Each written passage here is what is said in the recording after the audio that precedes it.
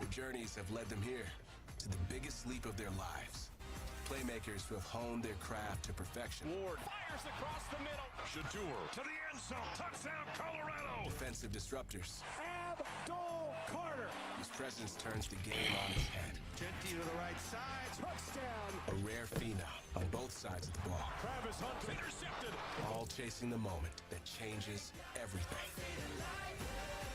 A lifetime of work meets the timelessness of dreams. He fires.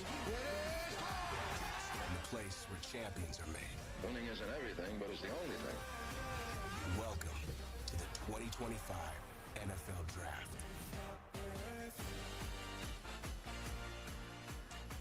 And for the first time ever, the football hamlet of Green Bay, Wisconsin is home to a National Football League draft. Titletown has become Draft Town. And yes, it's an hour early. It is a party Forgive me, in a but parking lot in Wisconsin. draft's on tonight, That's so the way things usually watch go it. here in the home of the Green Bay The regularly Packers. scheduled Hunter, SykesPups nice and started. loose, getting set to Don't worry hear about his name tonight. Till then, it's in gonna the be National shenanigans. Football League draft. Abdul Carter, the man who wore the sticks in Penn State. Where will he wind up? Could he be going to New York? The man who normally for NFL Network, and I am humbled to be sitting here in the host seat for all 22 of them and counting. Rich Eisen here along with my guy Daniel Jeremiah. Move the sticks, which is potentially a very antiquated term. Good to see you, sir. Good to see you, Charles Davison from Fox Sports, my guy Joel Klatt, all hanging out with us tonight. Kurt Warner and Ian Rappaport and Jamie Erdahl will join us. DJ, you have the first word. What you're looking forward to tonight. Well, there's a couple stars at the top of the draft, and we're anxious to see where those guys go. But this draft is about starters. This is a very deep group of starters that these teams see wildly differently. So I was asked the other day, what's the consensus? There is no consensus. Is what's going to lead to an exciting night tonight, CD, because we really have no earthly idea of how these names are going to come off the board. And contrary to popular belief, I actually listened to you. I listened to Joel. You guys have told me starters in this draft, but we still will have maybe some fireworks in the first round for people to go get some of those top-level guys, positions that you need, either running back, tight end, and quarterback. Pretty simple, Rich. We're on Shador Sanders' watch. Where does he go? How high? How low? Does it go tonight? Hope y'all are We're sports here on a fans. draft night in Wisconsin on a brisk April evening. It's usually a bit warmer when folks ride bikes around here in Green Bay. It's part of the tradition. Kids handing bikes to Packers players as they bike to training camp practice right here in Green Bay. And you can see folks biking around the draft hall amongst all the fans of all 32 teams. And I do believe the commissioner of the National Football League is on one himself to come on out and put the Titans on the clock. Oh, my gosh. Booing the commissioner. Well, he's doing a local custom. I guess so. I thought they would cheer this one for once. He's like, if I don't get cheers now, forget it. It's just always going to be this way. Egging him on, going around the whole stage. All right. I respect that. Very good. Who's biking with him here? Oh, wow. I think I saw Mason Crosby. I thought I saw him too. That's Some it. Packers legends coming out here as well. James Jones. And Lil Wayne is here on the bike. The bikeman Okay, okay. on the bike. Last seen in Chapel Hill, North Carolina. So the Packers fans elated to have the draft here. And it's time for the commissioner to kick off the proceedings tonight. Put down the kickstand to get to the mic stand and put the Titans on the clock. Okay. Come on. Oh boy. Okay, welcome to the 2025 NFL Draft in Green Bay, Wisconsin. What up, Joe? People said that Green Bay was too small for this, with a population. We're going to do of our normal 107,000. program at 8 o'clock, but until then, we're going to do But this. we have over 125,000 people here and still counting. Can you see it clear? Can you hear it clear? Obviously, Green Bay may be small, but it's mighty. Thank you all for welcoming us here tonight, and hope you have a great few days.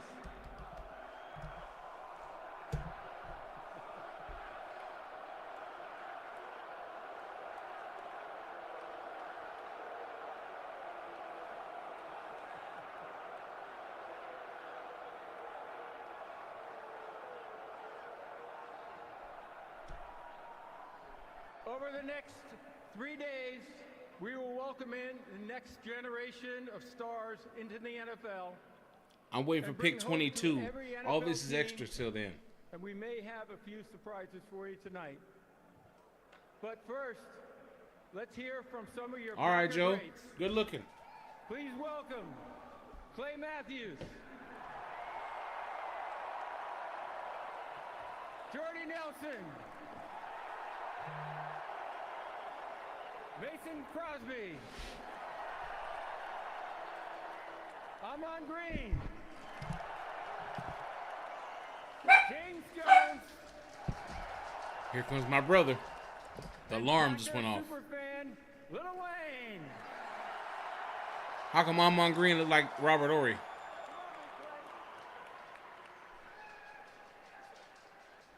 I'm going to go off script here real quick, Roger, but I just got off the phone with the president, Donald It's on. Trump. He asked me to pass a message along to You sent it to all Chris? 32 NFL franchises. That's what's So, up. let me tell you what it reads here, all right? Nope.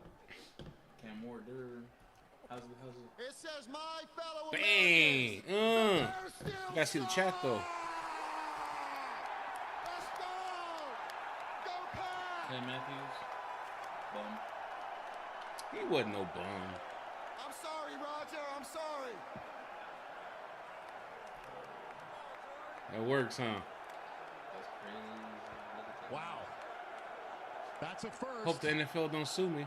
If they do, it'd be for That's practice. the red meat being thrown out here in the dairy world. Who's on there? Okay, Green Bay, Clay Matthews, Amon Green. it's time to get the show started. Oh, Big Joe, Are you ready? NWA. What's talking about? He's watching. He said he shared it to his The platform. 2025 NFL Draft is now officially open. First time with the headphones too. How you wrong with the headphones? Tennessee Titans When we are on talk, the I clock. will. For now, I ain't no need. All right. So, I don't know if that was the first surprise that I sent you the Roger link. Goodell was By the way, in store, Illinois, not a swing state. Reminder.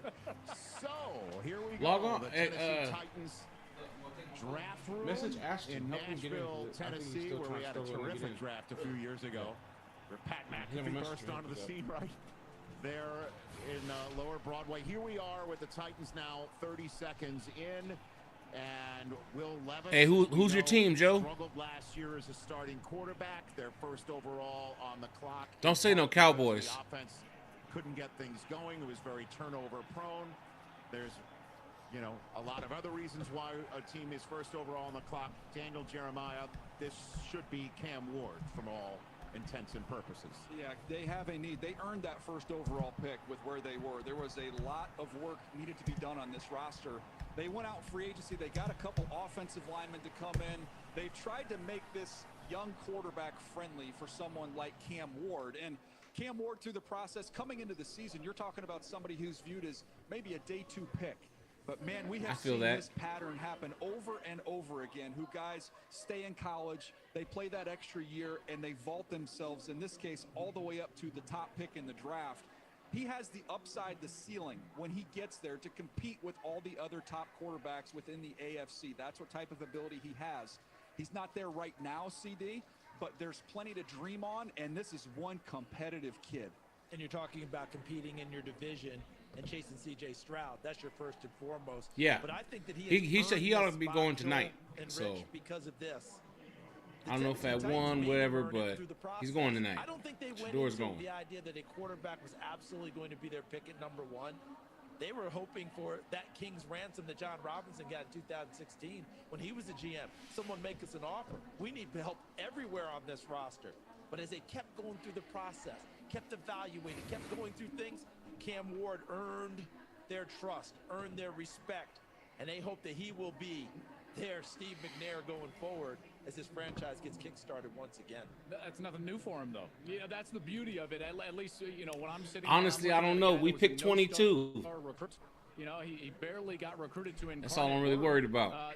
Trying to see what we get, for Morris Christmas. At the time, Eric Morris was the offensive coordinator at Texas Tech when Patrick Mahomes was a Red Raider. They all say Cam Ward, Shador, and he took the job at Washington State. Ashton Cam JJ. Ward went to We'll see. Against Washington State. Yeah, that's exactly right. And then he winds up at Miami. And again, a no-star recruit with one offer to go to Incarnate Word, winds up at Miami his last year as a consensus All-American. He's going to get selected #1 in the NFL draft. So you're talking about a guy just earning it in this process. He's earned it since day one in his college career. And to DJ's point about him coming up through all this Incarnate Word to Washington State to this, yeah, competitive, but he could have come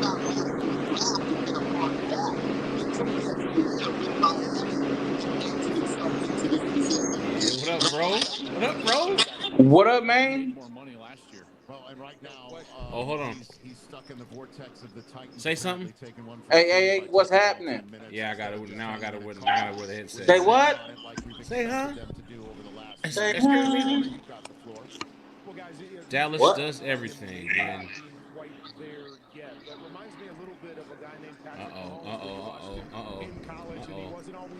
They coming to life.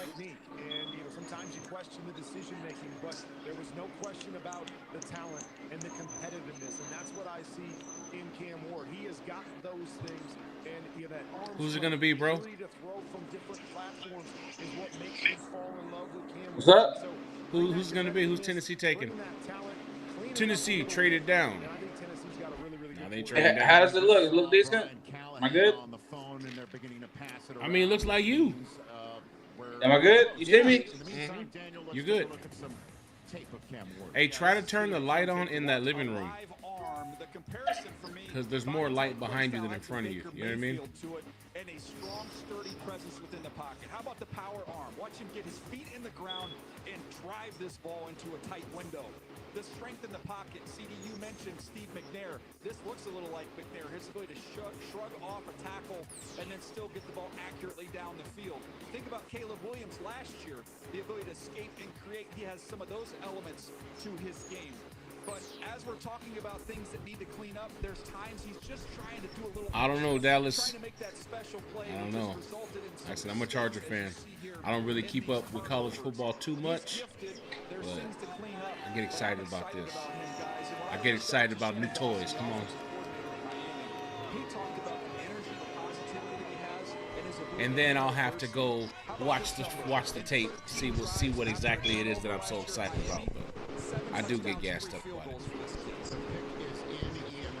Uh-oh. Ding, ding, ding.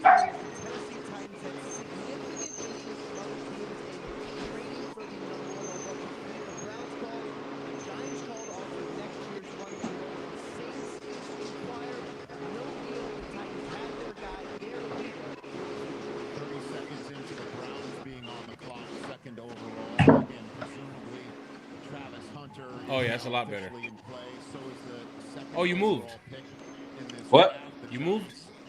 What do you mean? You moved? You set at the table now? Back to the wall. That way there's not a. Okay. I don't know. Your face, it, yeah. Is it better? Yeah, oh yeah. Oh yeah. They were the Houston Oilers back in 1978, and they chose Earl Campbell. Hey, how do I add to a? How'd you say to add? No pressure for whoever we're about to Add what? An invite. Now the Browns are On the bottom it says invite with a plus sign. will begin to get quite interesting. Mine doesn't. Certainly, if the name's not Cam Ward here, let's put it that way. I can do it real But quick. we are expecting it. I mean, the Tennessee Titans sent absolutely everybody from the top of the flow chart to everybody on the social media teams of the Tennessee Titans to the University of Miami Pro Day to record everything.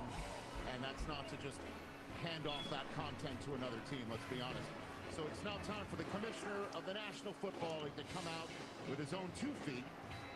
All right, I sent it on Facebook Messenger. The first pick of this draft. To who? Chris, right? Oh, yeah. Come on. With the first pick in the 2025 NFL Draft, the Tennessee Titans select Cameron Ward. Yep. Miami. All right, just like they said. Yep. Is now official.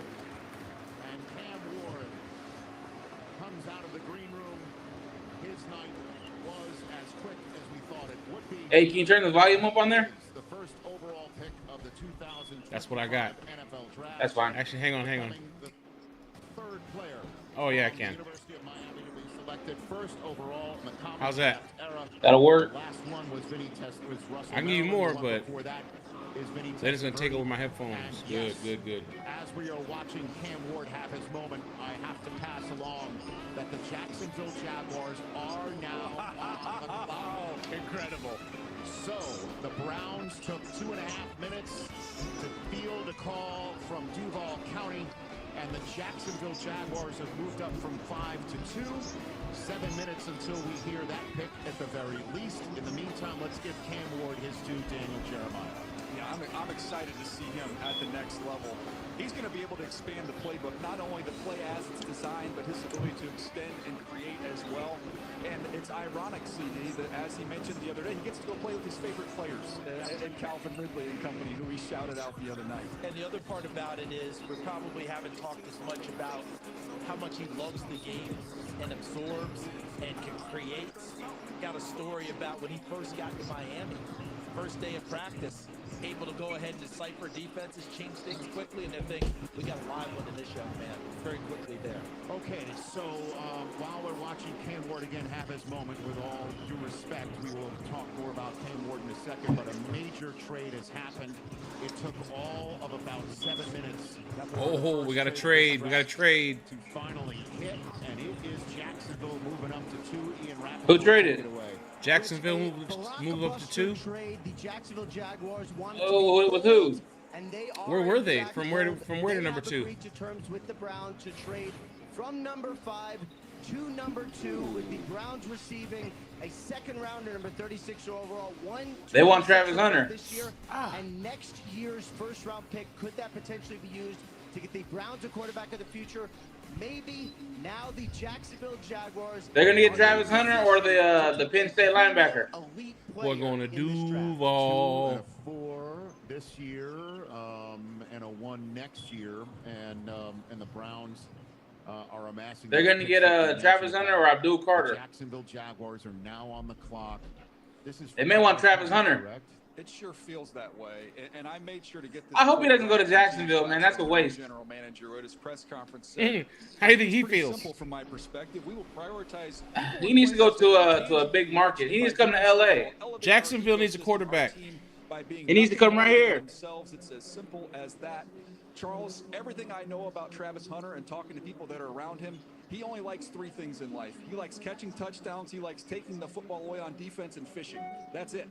Well, that's part of the ecosystem, right? Didn't he just talk about an ecosystem? I hope he doesn't go to Jacksonville, man. That'd be trash. What you want in all of this, and he's going to get one in Travis Hunter.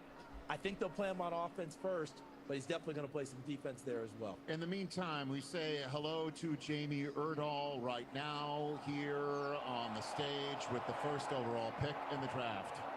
Cam, you got a lot of number 1s in your life. You started with 1 offer Hey, bro. from Incarnate Word. You are now the Come here number real 1 quick. overall pick. Huh? How does this moment Come here feel to real you? It's special. God did everything for me. Him, myself, my family. And I'm just blessed to be here. I'm ready to get to work with the Titans and my teammates. And I'm just ready to get the process going. We've seen you playing football, playing catch in the back all night long. You're staying loose. How ready are you to get to Tennessee and show them what you got? Well, I'm ready. That's all I've been dreaming for. It's an opportunity to play in the National Football League, and they're blessed me with it. So I'll make sure they get everything I've got. Congratulations. Thank you. Thank you very much, Jamie. Greatly appreciate that.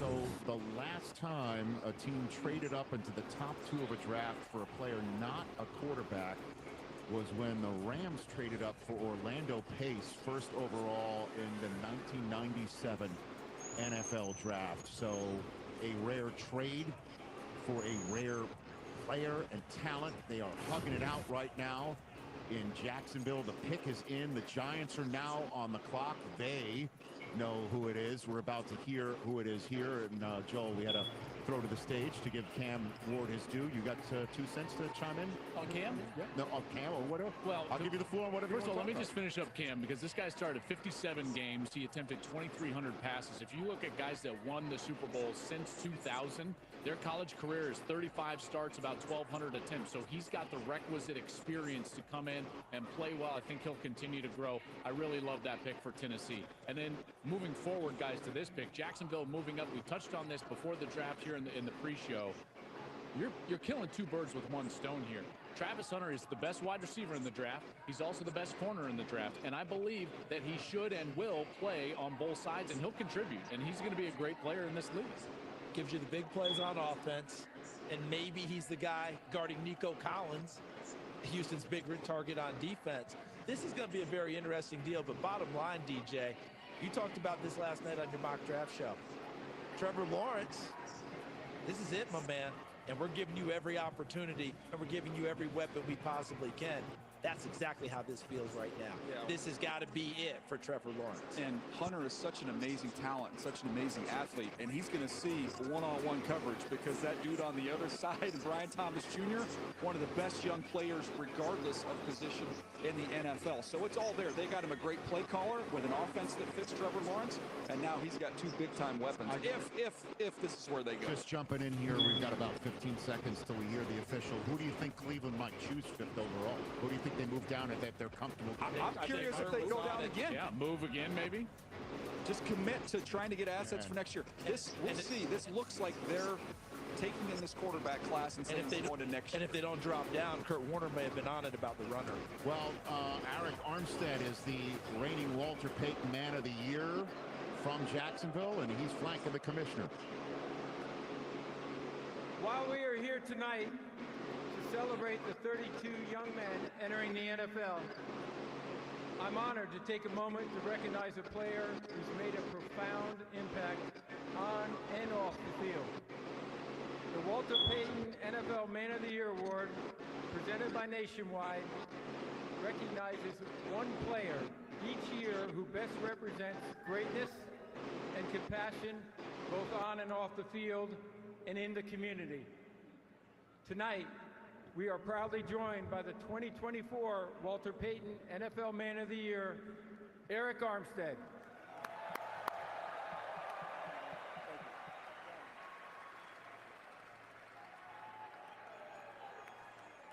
First off, Duval.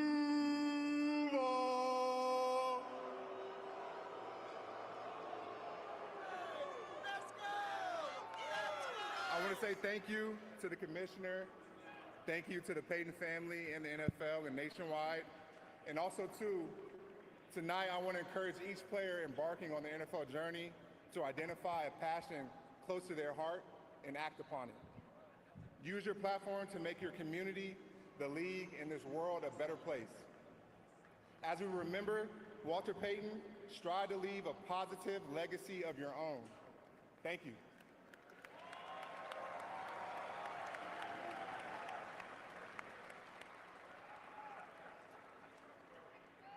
We have a trade. The Cleveland Browns have traded the 2nd pick to the Jacksonville Jaguars. And with the 2nd pick in the 2025 NFL Draft, the Jacksonville Jaguars select Travis Hunter, wide receiver, defensive back from Colorado. So the Jacksonville Jaguars go bold, sort of like the color of the jacket. Travis Hunter is dancing his way out of the green room in, taking that hot pink to the land of teal in Duval County, and the Jacksonville Jaguars move up 3 spots, trade next year's 1st-round pick and other considerations for the unicorn in this year's draft. The last time a wide receiver was taken 2nd overall was when this happened to Calvin Johnson in 2007. The last time a cornerback was chosen in the top 2 overall picks in the NFL draft. It hasn't happened in the common draft era, and it's the first time for both. in one and the same individual, the guy who just put on a Jaguars hat. DJ, of course he's running up there. He never gets tired. No, he's not sweating, I can tell you that much. 115 plays per game. Just think about that. And right now, I'm just wondering, Champ Bailey, all those other guys who could, Charles Woodson, did they feel like they were born too soon, Joel, for them to be utilized like this young man will be utilized in the NFL? He is a special player, certainly, just between the lines, his instincts on both sides of the ball, but the conditioning is just off the charts. There's no way to explain it, DJ. All right, let's get into some of the video, guys, and can show you what he does on both sides of the ball there at Colorado. Let's start, first of all, on offense.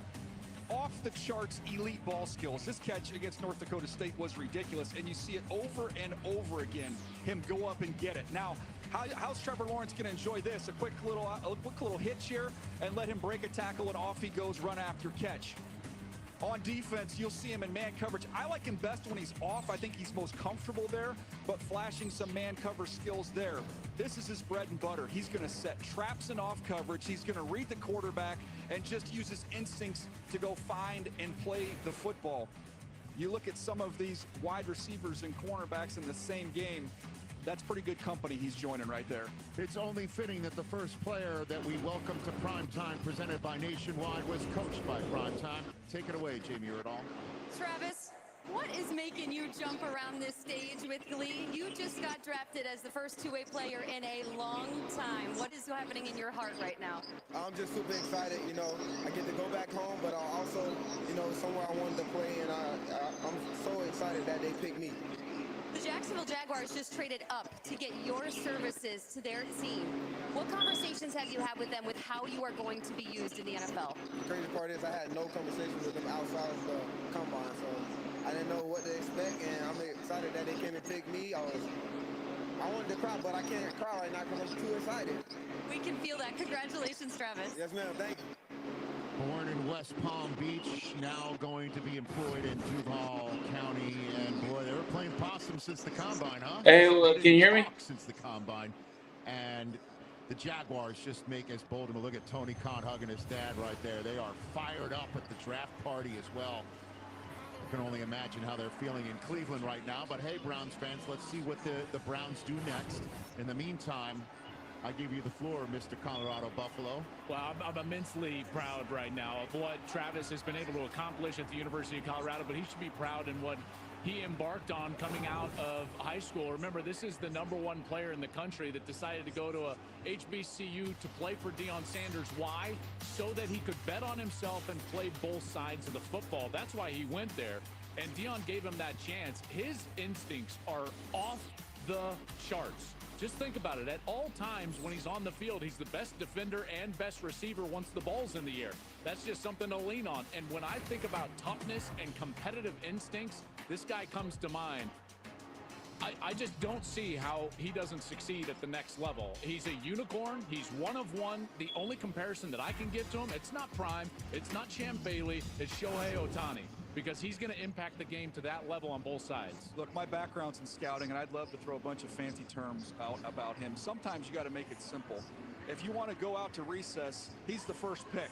That's what it is. He's just better at football, and he can do everything. And one of the most dynamic receivers in the league last year was rookie Brian Thomas Jr., and now here comes another rookie who will also play corner for the Jaguars. The Giants pick is in. The Patriots are on the clock. 2 minutes in on that. Kurt Warner, let's give you the floor. Well, I love what you guys are talking about when you talk about instincts, because the best players I played with on the offensive side were the guys with instincts that understood and had a feel for the game. The hardest guys I played against on the defensive side were the guy with instincts, not the guys with the physicality, but understood the movement of guys around them and could play the football. Travis Hunter can do all of that. The Giants are celebrating their selection in this draft. There's Steve Tisch, John Mara, the coach, Brian Daboll, Joe Shane, the GM, and a very interesting jacket. I like it right there. It's very. Is that in honor of Wink Martindale? I don't know what that is. Third pick. Here's the commissioner. In the 2025 NFL Draft, the New York Giants select Abdul Carter, defensive end, Penn State. So the first spot that could have gone to Shedeur Sanders that we expected does go as expected to a dynamic Penn State Nittany Lion, Abdul Carter. He is now going to Broadway with Brian Burns and Kayvon Thibodeau and the rest of that terrific defensive line. Usually when the GM gives somebody in the draft room a quick rip move, that means that they've just taken a pass rusher that he's very excited about. Abdul Carter, to me, there's two big-time elite players, whatever order you have them between Hunter and Carter, those are the guys. Big-time burst off the line of scrimmage. He just reminds me a little bit of Von Miller, the way he can bend and the speed that he has off the line. These are early wins where you see tackles like this one at USC not even get a hand on him, and then he's able to turn that short corner. That quick first step, again, these are early, quick wins for Abdul Carter. He used to be an off-the-ball linebacker. You want him to play off the ball, no problem. He can range laterally sideline to sideline. You see an athletic quarterback like, I don't know, maybe Jalen Hurts inside the division. We can have him mirror and spy and do that as well. Again, this is an elite player, and he's an elite player in any draft. And let's face it, they have to get better in their own division. Who they're chasing down. They're chasing down Philadelphia, chasing down Washington with the dynamic young quarterback. Second part of all of this is don't get Kayvon Thibodeau's status. Is the fifth-year option in play? What's going to happen there? Right now, there's three great pass rushers. He may be the replacement if Thibodeau's not there anymore. So this is a big-time move for them. And by the way, Rich, you're from New York. Is it not baked in? I know you're a Jets guy. Is it not baked in the DNA of Giants fans to chance defense? That's a big deal for them. To get back to playing defense the way the Giants have done it in the past, Abdul Carter helps get them there. Giants fans enjoying that pick. It's the seventh Penn State player selected in the top three. The Giants have taken the last two. Saquon Barkley in 2018, and then Abdul Carter joining a fellow Stick City guy in the NFC East. Well, he had 11 from day one at Penn State. James Franklin knew what he had when he came in as a true freshman. He gave him that number, which means everything on that side of the football there at State College. And I will tell you, I think he's going to be a great Giant. He's going to be disruptive. He only played 1 year, guys, on the edge, and he was that disruptive behind the line of scrimmage. He's only going to develop in terms of his pass rushing moves and the way that he can get after the quarterback. I think he's an elite player. He could have a Micah Parsons-like impact. I really do. I think he could have that in the NFL. I also want to go back to when the season ended and we saw the official draft order. We looked at those two teams as 2 and 3, Cleveland and the Giants, as quarterback-needy teams. Let's go quarterbacks. So far, we've seen one trade and we've seen one pass rusher. So we'll see as we get to the rest of these quarterback teams something to follow as we go through. Are we going to see another one? Are we going to see two? That's going to be something to keep an eye on. I think New England is disappointed that these two are off the board. Did they hope that a quarterback would somehow go before them so they could select either Travis or Abdul? Probably. Well, they didn't trade out. The pick is in, and the Browns are on the clock for the second time tonight. We're barely a half an hour into this draft. Again, if you're just joining us, the Jacksonville Jaguars moved up from 5 to 2 to take Travis Hunter. The Browns moved from 2 to 5, got a 1 in next year's draft. There was a swap of 4th-round picks. They also, the Cleveland Browns, wound up coughing up another selection in this draft to, Jacksonville to Cleveland for the right to have Jacksonville move up and select Travis Hunter. Jamie Erdahl is on the stage with Abdul Carter. Abdul, you are born and raised in Philadelphia. You are wearing a New York Giants hat now. What does that tell you about your football future and the commitment the New York City market has made to you? I appreciate New York. They get everything out of me. I'm thankful to be here. I'm thankful to have this opportunity. In what ways are you going to make this Giants defense incredible? Just being myself, just being incredible. That's what I am. That's what I do. That's what I've been doing my whole life in New York.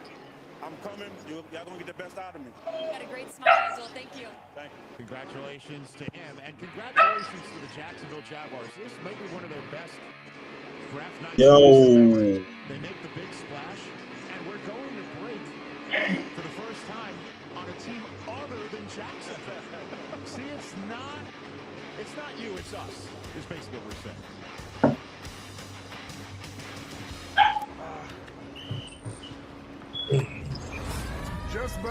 You got to unmute your mic, brother. What's happening? What's going on? There we go. You got me now? Was really good. Yeah, it was really good. Just so back. Slow motion. Yeah. Okay. Yeah. A box Man, I had one. this person is one of your people, I guess. Or a breakup box. Either way, it didn't even one rate click fits to me all. what he was talking FedEx about can when he ship your put it. packages for less than the post office. Some people just know they could save hundreds on car insurance by checking Yeah. Allstate first. Like you know to check your car's not on empty first before Oh, going to the man. drive-thru. I forgot to I was in football mode and I seen Dallas on there. I'm like, oh, cowboy people. Thank you. Yeah, that's the wrong kind of I don't really cowboy. like committing to things. Huh? I'm scared. That's the wrong But when kind of Verizon cowboy. announced that I could lock in a Yeah. low price for 3 years, I mean, yeah, that's Yeah, what I'm cowboy talking is a about. rough lifestyle. Mm-hmm. They like shelter puppies. Can you hear me now? They've been As beat. you redefine what's That's possible, Yeah.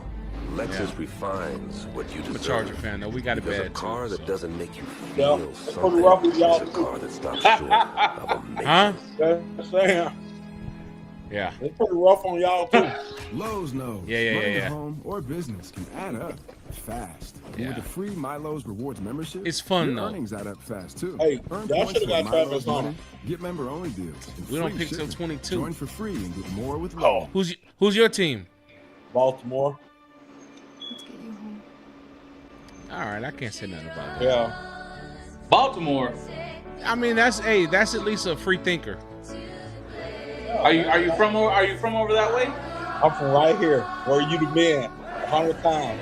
I ain't big in the NFL, man, but I'm a Baltimore fan. And I've been a Baltimore fan since Ray Lewis. So it ain't like I just became a Baltimore fan because of Lamar Jackson. Yeah. What's going on now, you know? So I've been a Baltimore fan because they always been rivals with Pittsburgh. Most of my family is Pittsburgh fans, so I go. Oh, a contrarian. Yeah, I dig it. I dig it. Starting a travel Yeah, season that takes pretty you from much. South America to A lot of ways, me too. But I grew up in San Diego, so one step can take Yeah, so, you got it on you. yeah. Lowe's knows the projects you build. I got it in me. It not on me, in me, and on me. You supposed to be a Raider fan. My Lowe's Rewards, and that A you what? get help from people who've done that. A Raider fan? Yeah. Nah, and in fact, anybody come up in here talking Raider stuff in the chat at any point gets the boot. Don't be like that, man. I can't help it. You look like you'll be a real hardcore Raider fan. Actually, the first NFL game I ever went to was me and my wife. We were dating then, and she was scared. She was like, "You're gonna start a fight here. You're gonna go to." I was like, well, "Whatever, I'm ready." I was ready. That's a real Raider fan right there. I hate them Raider fans. They only let you get in the stadium. Nah, it was in San Diego. Oh, okay. Oh, you safe. Nah, no, no, sir. If it was 70,000 fans, it was 50-50 on a good game. You know what I mean? Right. Yeah. And then whenever we have down years, it gets bad sometimes, man. They fill it up on us. At least the weather good. Yeah. Well, that's why they fill it up on us, because the military's down there, so people come there from everywhere, and it's nice. You know what I mean? So. Yeah. Yeah. Y'all ain't too bad though. Y'all like a few missing pieces from some contributing in the playoffs. I can't say a Super Bowl team, but The New England Patriots select oh, we're close. Will Campbell, tackle, LSU. So the Patriots decide big to dude go there. for protection up front for their diamond in the rough quarterback. I ain't never mad when teams pick a lineman high. Your thoughts, Daniel Jeremiah? Really? No, I'm never mad about it. at least they get their money's worth. That's what I'm saying. You can spend all the money on quarterbacks. You got to protect them. Yeah, you got to protect them, and the game speed. You know, they this ain't college, bro. Like, these men is trying to get a paycheck, just earning their paycheck. You know. Yeah, and if he's an LSU tackle, he was playing the boys from Georgia and everywhere else. So yeah, he been in the trenches. He ready. Yeah. Yeah. So yeah, that wasn't a bad win.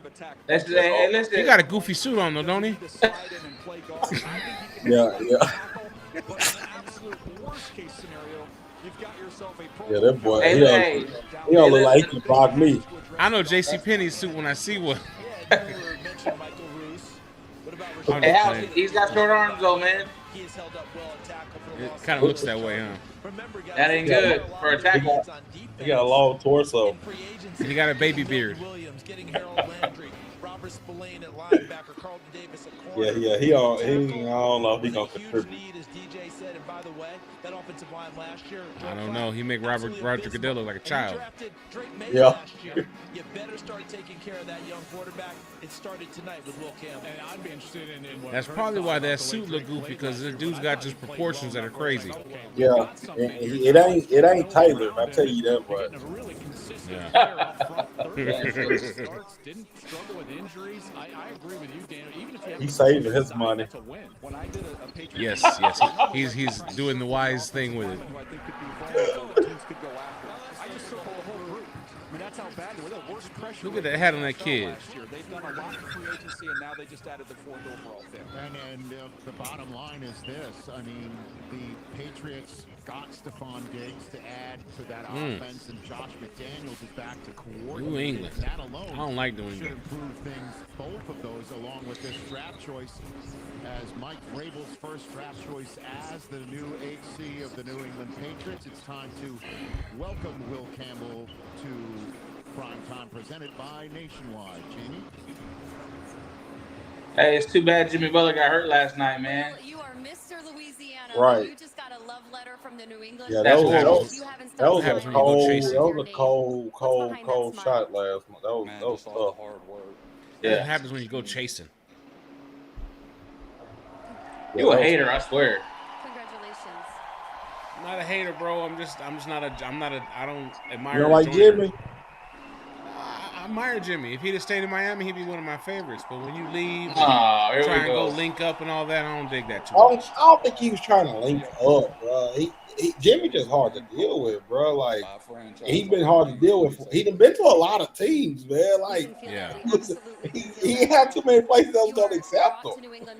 Well, it's in Minnesota. He took the backups and drug cat all around the stadium. Yeah. That's what I'm saying. And they bro. told everybody about it. Yeah, that's what I'm saying, bro. Like, you think about it. He couldn't go to New York because Cat over there.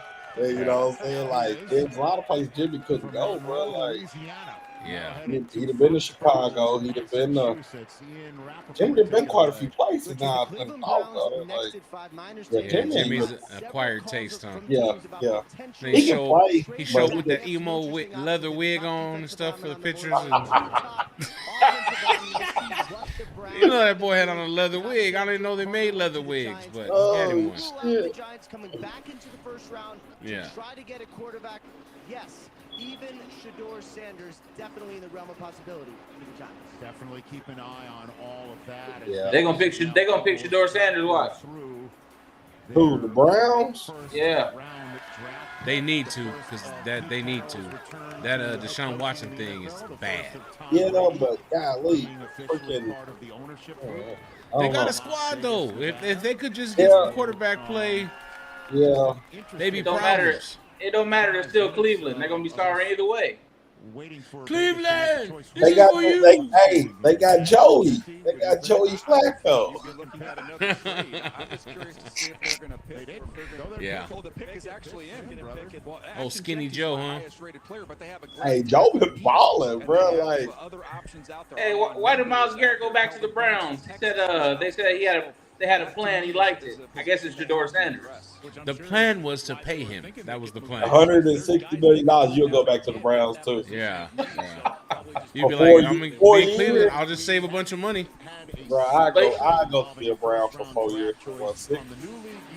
I'm saying he probably could have got paid elsewhere though. Yeah, but he contribute like big time over there, bro. So, and their team ain't sorry. They just Shador. Here we go. Mason Graham. What? Oh, D tackle Michigan. They traded from 2 to 5 and took a tackle. That's why they're the Browns. That's tough. That's what I mean right there. But you gotta think about it. Watson, like they paying him too much money to be like, if he can stay healthy.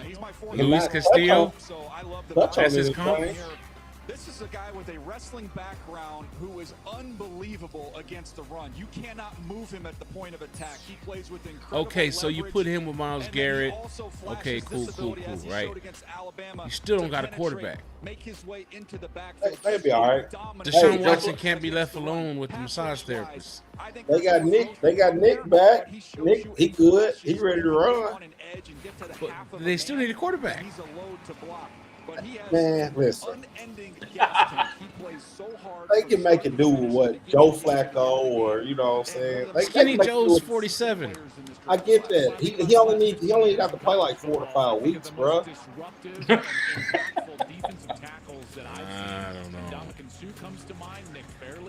I think they screwed the pooch on this one. This one might go down in history as a bad move right here. It's a head scratcher. Well, Mason Graham, this kid's a baller, but I don't know about number 4. Not when you need a quarterback. Hey, Shador may not be that good. I guess not. He's gonna wait now. But y'all already know Shador. Like, I don't even know if the Giants don't get Shador though. You know, everybody. They already picked. Who they get? They got Abdul Carter, linebacker, Penn State. Yeah. Yeah, that's what I'm saying. They went and got Russ, didn't they? Yeah. So yeah, like Shador about to go like Tennessee. They got Russ, then they got James Winston. Yeah, Tennessee. Drunk ass Winston. Winston. Hey, Jameis Winston is must-see TV though. Bro, but Winston, he balled for Cleveland for a few weeks. Yeah, he's must-see TV for strange reasons. Hey man, when he put his hand in his mouth to eat the W, and you see the whole team just be like, "This dude." But think about it. Think about it like this. Last year, Minnesota went and got JJ McCarthy. Yeah, and he didn't get to the season, and they had one of their best records in damn near franchise history with. But that's cool though. That's how it used to be though. You used to let him learn. Yeah.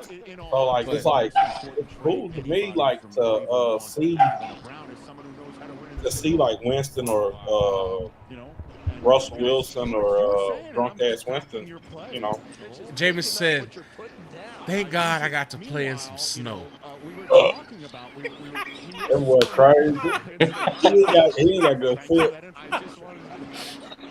I can't take them serious. You can't.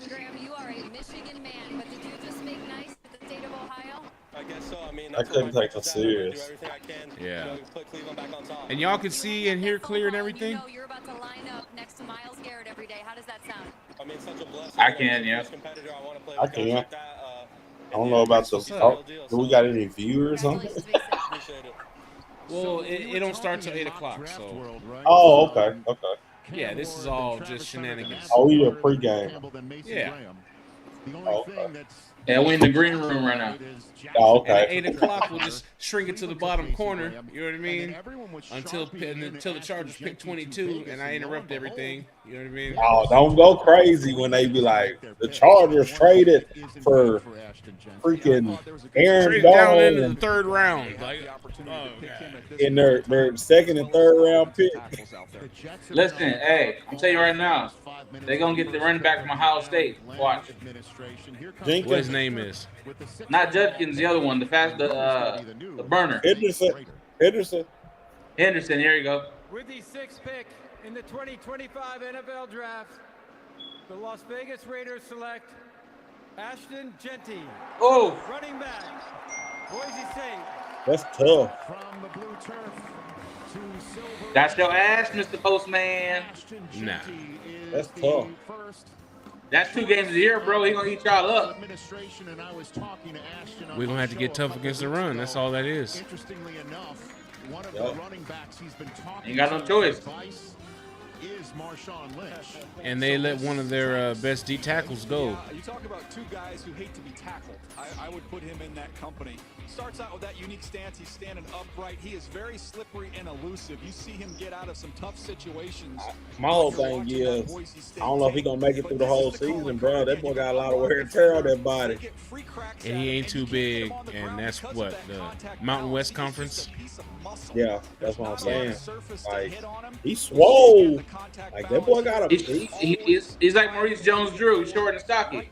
Yeah, that's what I'm saying. It's going to, you know what I'm saying? And the Raiders, you know, they had a great running history in a long time. Since Tyrone Wheatley. Yeah. Like, well, Josh Jacobs all right. But, yeah, that's what I was just about to say. Josh Jacobs wasn't bad, and I don't really comprehend why they got rid of him. He's actually really good, but they got this trash around him. Yeah. What can you do? Well, you mentioned Marshawn Lynch already, Rich, and how they built that team in Seattle. Pete's gonna probably want to build this team similarly. They got Pete Carroll now though. He might try to do the Legion of Boom over there. He about to bring Marshawn back. He got 2.0. Give him the ball on the 1 yard line this time. We're trying to be cute. Try and chase down Kansas City. And remember, the whole world knew that he was going to score a touchdown. You talk about creative run game. You know, in terms of New England knew he was going to score a touchdown. Chip is going to get that run game going. There's no doubt. Here's what I love about Ashton and JJ is it's, again, kind of like Cam Ward, a bit of a long road. Rich, his military family was in Italy, so then he moves to Texas, doesn't get a start. What pick number was that? High school team, so he has to play slot receiver. He's got that in his That was number 6. Finally gets to Boise State and runs for 2,600 yards. And now he's a Las Vegas Raider hanging out with Jamie Erdahl. You are going to the entertainment capital of the world to play football. What makes you a headliner for the Las Vegas Raiders? I mean, you seen it, the energy, you seen the dance moves. I'm ready to go entertain. You should never. He about to put $1 million on black. Off already. Up in that hug. Is that the last man that's going to try to tackle you in the NFL? Nah, I don't think so. Congratulations, Ashton. Thank you. So there goes Ashton Genty. The Jets pick is in, and we're going to get that when we come back from got break. a brooch on. Don't stop believing is blaring right now at the Browns. A very interesting choice for Browns fans to be hearing. Some of those Browns fans. Hey, you a Knicks fan, ain't you? Knicks? Yeah. No. I'm a Laker fan, if anything. Oh, Lord. I'm a LeBron fan. All right. But I was also a Shaq and Kobe fan, so I kind of been a Laker fan. Talk about chasing titles. You're a LeBron fan, man. Well, after Shaq and Kobe split up, I didn't have nothing to root for until, It'd be like that. Yeah. It'd be like that. Yeah. These teams ain't loyal. A box of or a box of. Yeah, they changed teams like childhood bedroom into a home office. Either way, one rate fits all. FedEx can ship your packages for less than the post office. Lowe's knows it's easier to make the right calls when you have the right. LeBron moved around a lot, but he always, it was at the end of the season. He didn't, you know. Brilliant recovery with the Lowe's app. He always delivers. And so does the Lowe's app. In-store, online, Who's your team? Our Lowe's team has you covered. I ain't got no basketball for my family. Mom earned it. I ain't got no NBA USA basketball. membership is for those who served and can be shared with their spouses, then I kids, just, and their like, kids I for watch generations to come. NBA and Start I your watch family's NFL, legacy. and like I USA said, Today. See if you NFL can become a member today. is Baltimore for the simple fact that you know, they play Pittsburgh 2-3 times a year. Yeah. So I can have bragging rights though, but Iceworks fan. Sports is hard, bro. Like it's getting so I can watch it a little bit now. This stuff. You been trying to keep your emotions out of it, huh? Down to the root without killing Well, I'm having emotions in it, but it's like this stuff works for up to 3 when you months. get paid that much money, bro, and then you like sitting out, holding out, I'm like, you know, every kid's dream at 5 or 6 is to go to NFL or NBA. You know what I'm saying? And then you make it, and all of a sudden you're like, 80 million is not good enough. I'm sitting out. This is Roundup. You know what I'm saying? Like, this stuff bro, like. I feel that. But I also think about the amount of money they generate. They ain't asking for nothing crazy. I get that part of it too, and I get the mental health and all the other part too. But, bruh, like, you know how many people out here would, like, for instance, $60,000, $80,000. I might go play football a year. You know what I'm saying? Because that's a love. You know what I'm saying? 80,000. And you talk about 80 million. That's tough, bro. Like, if you don't have the right home coverage, that's tough. It's generational when wealth. You They exude want. confidence, when you walk in confidence, Yeah, I feel like you walk with power. The proof is in the smile. Like Braun, the Niners like, are clearly Braun got doing what they're so much supposed money, to. bro. His kids I'm happy with the never, results. ever, Invisalign, trusted by the pros. have to worry. You know what I'm saying? But they're doing it because they love it. You know what I'm saying? They don't care how bad we talk about them or how bad people say they suck. They playing it because they love it still. You know what I'm saying? So the heart, you know, you got to respect them. You know what I'm saying? But the ones that's out here that's holding out and sitting out over, you know what I'm saying, another big contract, bro, like that's tough, bro. Like,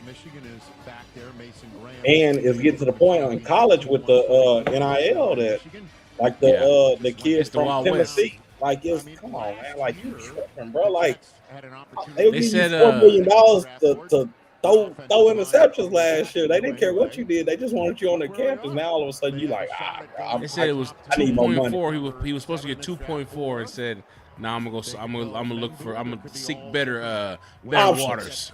Crazy. Come on, bro. Like, and they was talking about the big teams with the money that could pay him don't need a quarterback. So he may just be watching the draft with us next year. You know what I mean?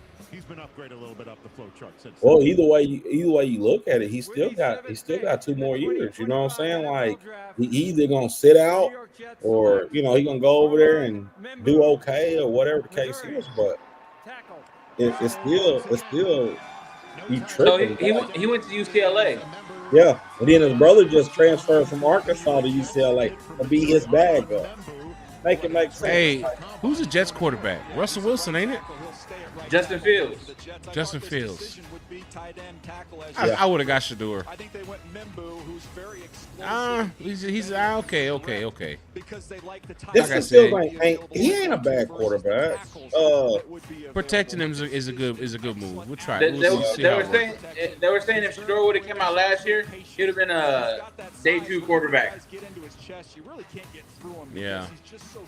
That ain't fair though, because Colorado's garbage. He didn't have good blocking, all kind of stuff. Like, but the whole thing about Shador is like he's creative, bro. Like he got the tools. He got all the tools to succeed. You know what I'm saying? Like, yeah, it ain't gonna really matter where he go. He may not play a lot his first year if he goes certain places, but he got all the tools to succeed. It gets better and better for him the lower he goes in his first round. Yeah.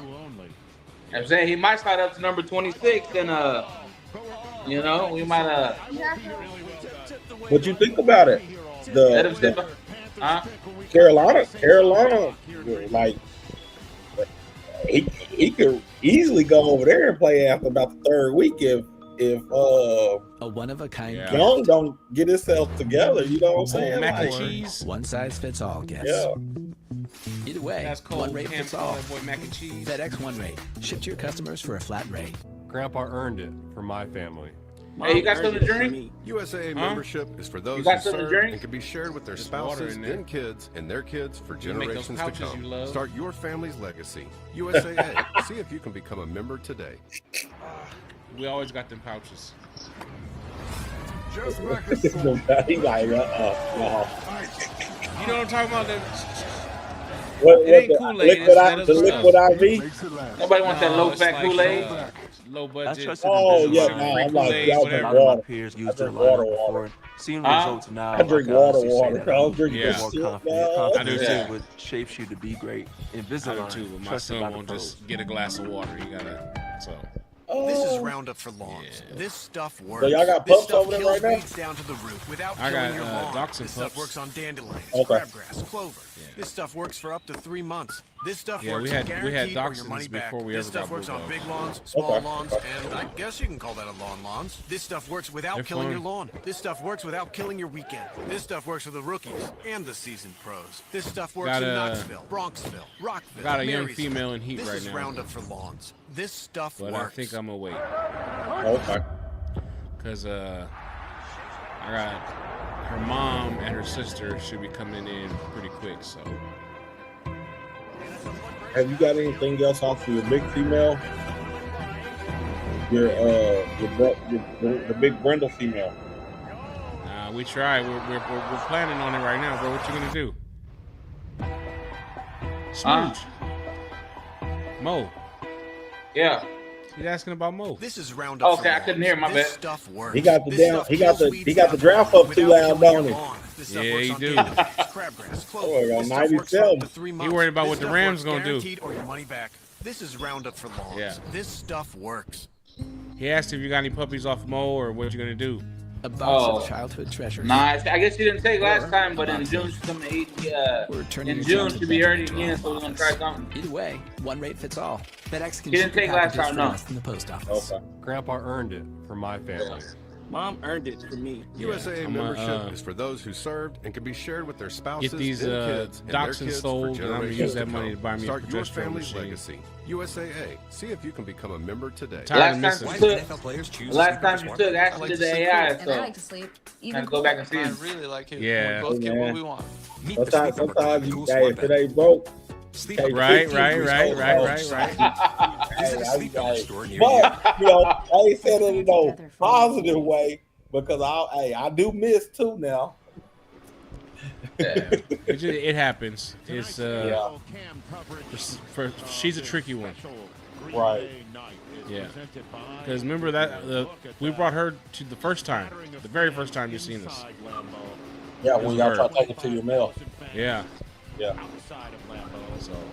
Well, now too, in both of those cases, Ashton she didn't take. It was the male's first time. Does that matter? Hold on, we're gonna talk about this later. Oh, it's 8 o'clock already. Come on with it. All right, so all right, question. What do you ask again? So the 2 times she didn't take, it was the male's first time being bred. I can't. And I did. Okay, so for instance, I can't say that. I can't say it's the male's fault because the semen was good on both. I know for sure the last one the semen was good. That's the one you had shipped in, right? Yeah. I knew the semen was good on that, so we can't fault the male at all. The one, hold up, but that was the one where that stud was a working, kind of getting pulled often stud. The other times it was a dog that we had kind of never been pulled. You know what I mean? Yeah. Yeah. No, I can't. I would. Me personally, I could personally not put the blame on the stud. Because we checked the semen, you know what I'm saying? The semen was good. I'm pretty positive, you know, I see a lot of dogs, but I'm pretty positive the one that got shipped in, the semen was like really good, like really good semen, you know what I'm saying? So I couldn't say it's a stud, you know what I'm saying? Because how do you blame the stud when the female ain't take? You know what I'm saying? Like, yeah. Well, what I'm saying is those 2 times they were both our dogs. You know what I mean? And we didn't have them on no. You know, people have stud dog. They got them on vitamins and all this stuff to boost the counts, and they're getting pulled often. Right. When it was our dogs, that wasn't the case either time. Yeah. You know what I mean? So no, I get that. But like I said, either or, you know, it's like my thought process on it. It's like us as humans. You know what I'm saying? Like I say all the time, they're like, how many kids you supposed to have? And they're like, 300. You know what I'm saying? Like, how many you got? 1. Okay, so make it make sense. Like everybody's not gonna be able to have puppies. You know what I'm saying? And I got several females over here that's 5 or 6 years old and never had a litter of puppies. You know, that's just how life works. You know, so it's in one man's hands and it ain't ours. You know what I'm saying? well, it wasn't yours for a few minutes.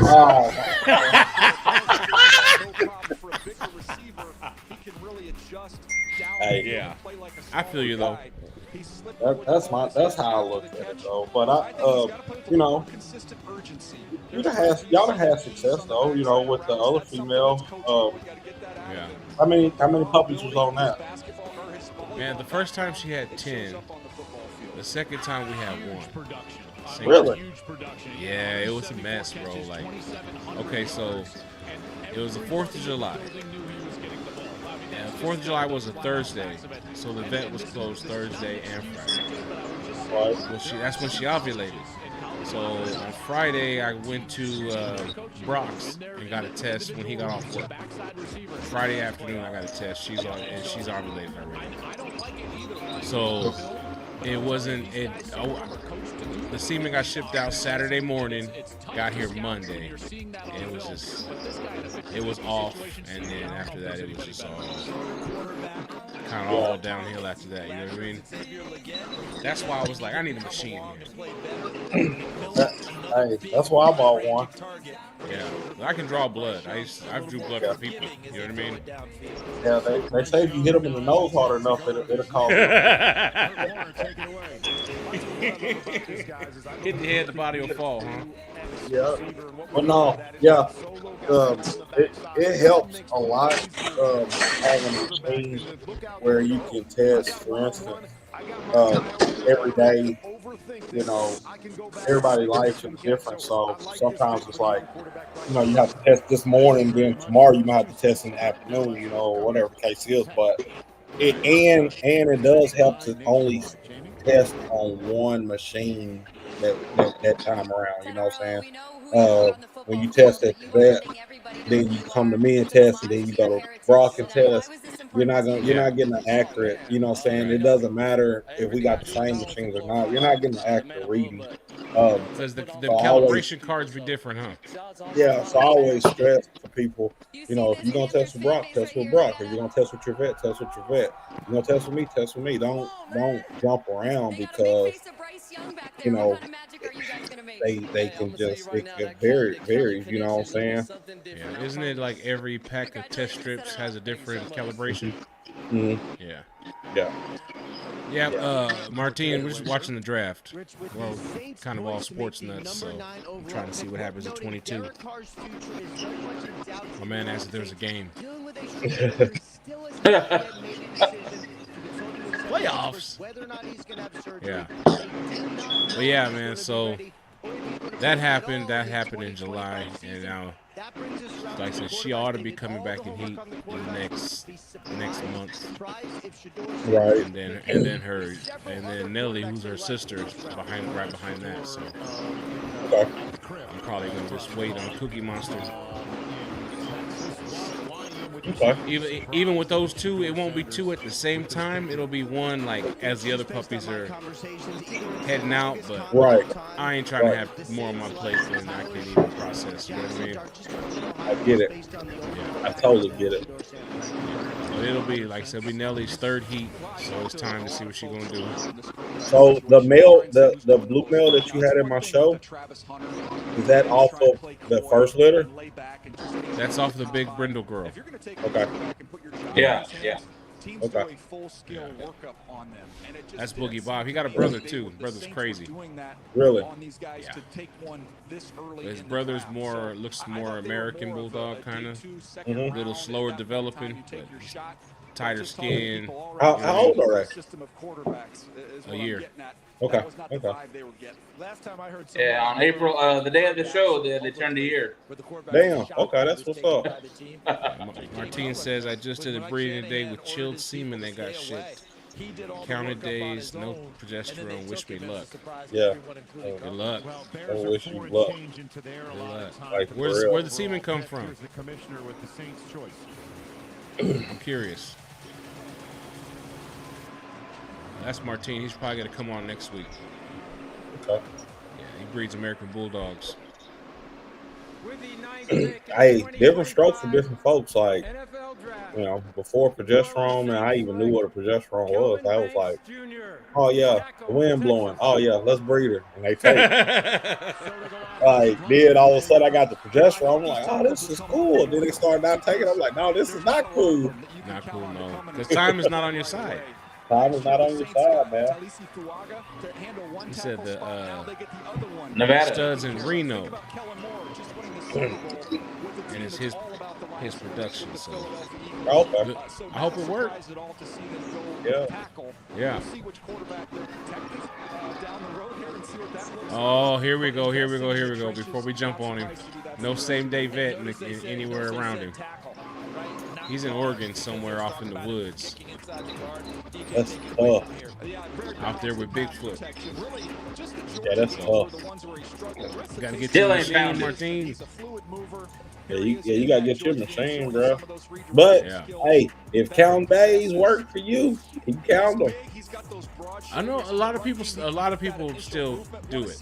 Yeah, if it works, it works. You know, like that's why I tell people, like, I only tell you what works for me. I can't tell you what works for Bob because Bob, he do different. You know what I'm saying? Yeah, I think it's more important, like when you're having stuff shipped in, stuff like that, when you got to get it the timing. But like if you got the dog out in the back, and you know what I mean, you can do it today, Saturday morning, again Monday. Like your chances are a lot better that way. Right. Well, and then you know, like me personally, like I got groups of dogs I let out, and so like I got several females that won't bleed, don't even swell, and let them out today, and everybody playing, ain't nobody messed up about her, and I always kind of keep one male with a group of females, and then all of a sudden Monday he like every time she go to squat he just up on her. I'm like, we might have some action, something going on. Then Wednesday I'm like, yeah, let me just test her, see if she heals, you know what I'm saying, because she ain't bled. I ain't seen this dog bleed in like 2 years, you know what I'm saying? Yeah. So that is the perk of having a progesterone, you know what I'm saying? But like I said, you know, old school, you know, you see your female in heat today, and you wait about 5, 6, 7 days, and then your stud is going crazy, and you're like, let me go on and start making something happen. You know what I'm saying? My guy Martin hit us with the anchor man. He said 80% of the time. He's shooting 80%. He's shooting free throws like Steph. Did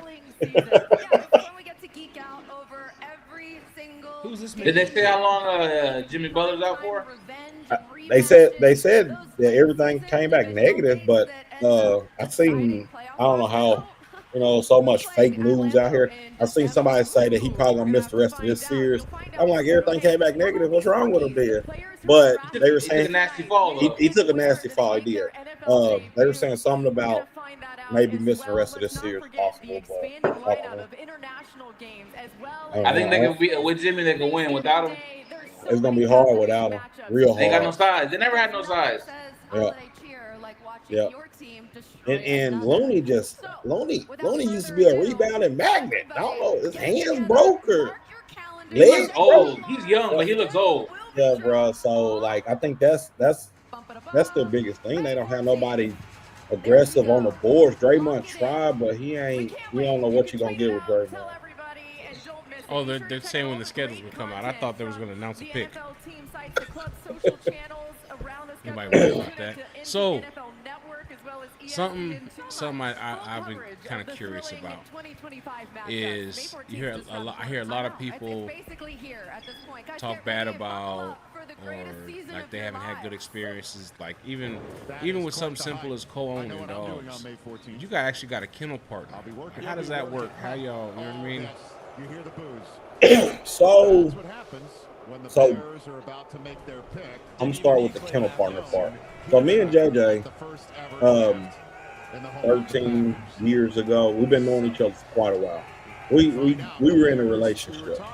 So that was somebody I really trusted, you know what I'm saying? And I still to this day is somebody that, you know, I'll do anything for, and I'm positive she'll do anything for me. And so, you know, it's just like kind of like your wife, you know what I'm saying? Like you can go in business with your wife because you know why, you know how she gonna spend money, you know what she's gonna do, you know what she's not gonna do. And so that's how our partnerships started, you know what I'm saying, was because she was very, very passionate about the dogs. She had never been around the bullies or whatever, and we got together and she got around the bullies, and she was very, very passionate about it. So that's where we started, and you know, it was like I said, it was one of those things that, you know, I knew if I was laid up in bed for 2 weeks sick or whatever the case was, or had to go out of town for work, I knew dogs were gonna get fed, watered, whatever needs to be done, you know what I'm saying? And to this day, you know, freaking, you know, we're not together, but we're together. You know, a lot of people like, I didn't know y'all didn't live together. Yeah, we're together, you know, like she's 3 miles down the road. So to this day, she'll call and be like, I need stitches taken out. You know, I go over there, take stitches out, or I'll be like, hey, can you take this dog to the vet tomorrow since you're off and get, you know, saying rabies done or whatever the case is. We just work together, you know what I'm saying, because we've been together, you know, we've been together for a while, so we know how each other are about things, and we supplement each other with what the other one needs, you know what I'm saying? Yeah. But now the co-owning thing with random / friends / family members, that's one of those things that you hear people down talking so much. There's so much negative about it. I tell people like this. I do 10 co-owns. Out of the 10, 3 are gonna go exactly how we talked about it. We wrote it up. The other 7 is gonna be maybe a hiccup on 5 out of the 7. 2 of them are gonna go nowhere near the way it was supposed to go. You know what I'm saying? Because you got to think about it. I tell people, a co-ownership is a partnership, not a dictatorship. So if me and you sit down and we say, we're going to co-own this male, X amount of money, you take this dog home, you raise this dog, you feed this dog, we're going to promote this dog. When the dog become of age, we're going to stud this dog out, everything down the middle. You know what I'm saying? Income coming in is going to be down the middle, right? Well, dog gets the age, and you handle your business. Me and your brother, we got the same deal. Dog gets close to the age, and he's like, well, my buddy want to use the dog. Like, okay, cool. You know what I'm saying? 2 weeks later, my other buddy want to use the dog. Okay, cool. A month later, hey, my other buddy. Well, the whole time we're doing this on a pup back. Your buddy. Well, we can't split this puppy 3 ways, bro. Like, you know what I'm saying? So, yeah, you know, but the whole time you getting money, you put money in your pocket, and your loyalty with me ain't there. You know what I'm saying? So now I feel some type of way because we supposed to have a partnership. You know what I'm saying? We done had co-owns with people that were great. We have not many that didn't work out, you know what I'm saying, for the most part. Because I tell people like this, we're not about to fall out over no dog. I can make a dog tomorrow if I really want to. You know what I'm saying? Yeah. It's the passion for me, it's the competitiveness for me. So a dog's not gonna make or break me. Because I feel like I can create another dog, and my ideal is I'm gonna create one, and I'm trying to create a better one, and I'm trying to create a better one. So that one dog is not gonna kill me. You know what I'm saying? Yeah. But it's the loyalty and the business that hurts you. You know what I'm saying? Because now you got that bad taste. A one-of-a-kind the next person come and you like, man, dude, he burnt me. I don't want to do this with nobody else. Either way, one rate but everybody's not the same. You know what I'm saying? So with that said, you have to give person an opportunity. Well, you don't have to, but me personally, I'm like, I'm gonna give you an opportunity to hang with you. That's what you want to do. You know what I'm saying? Yeah. You know, you can't give somebody something that you can't afford to eat. You know what I'm saying? Right. That's how I look at life. You know what I'm saying? Like, I can afford to eat certain things. You know, I can't afford to eat $60. So if there's $60 sitting on the table, it's like, I don't know about this.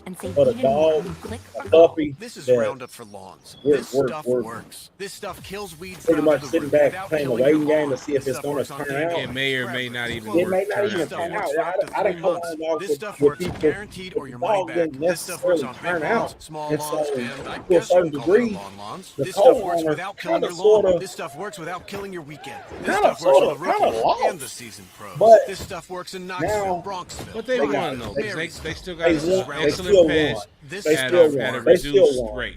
Yeah, they still There's won. no You such know what I'm thing saying? as Because kind of I amazing. I personally don't Either believe is, in, you know what I'm saying, or it ripping isn't. somebody's head off on a co-ownership. You know what I'm saying? Me personally, because I feel like it's a partnership that we're building. Not Amazing. it's not, you know what I'm saying? But I used to do co-owns for free. There's a And car that doesn't make you free, feel something.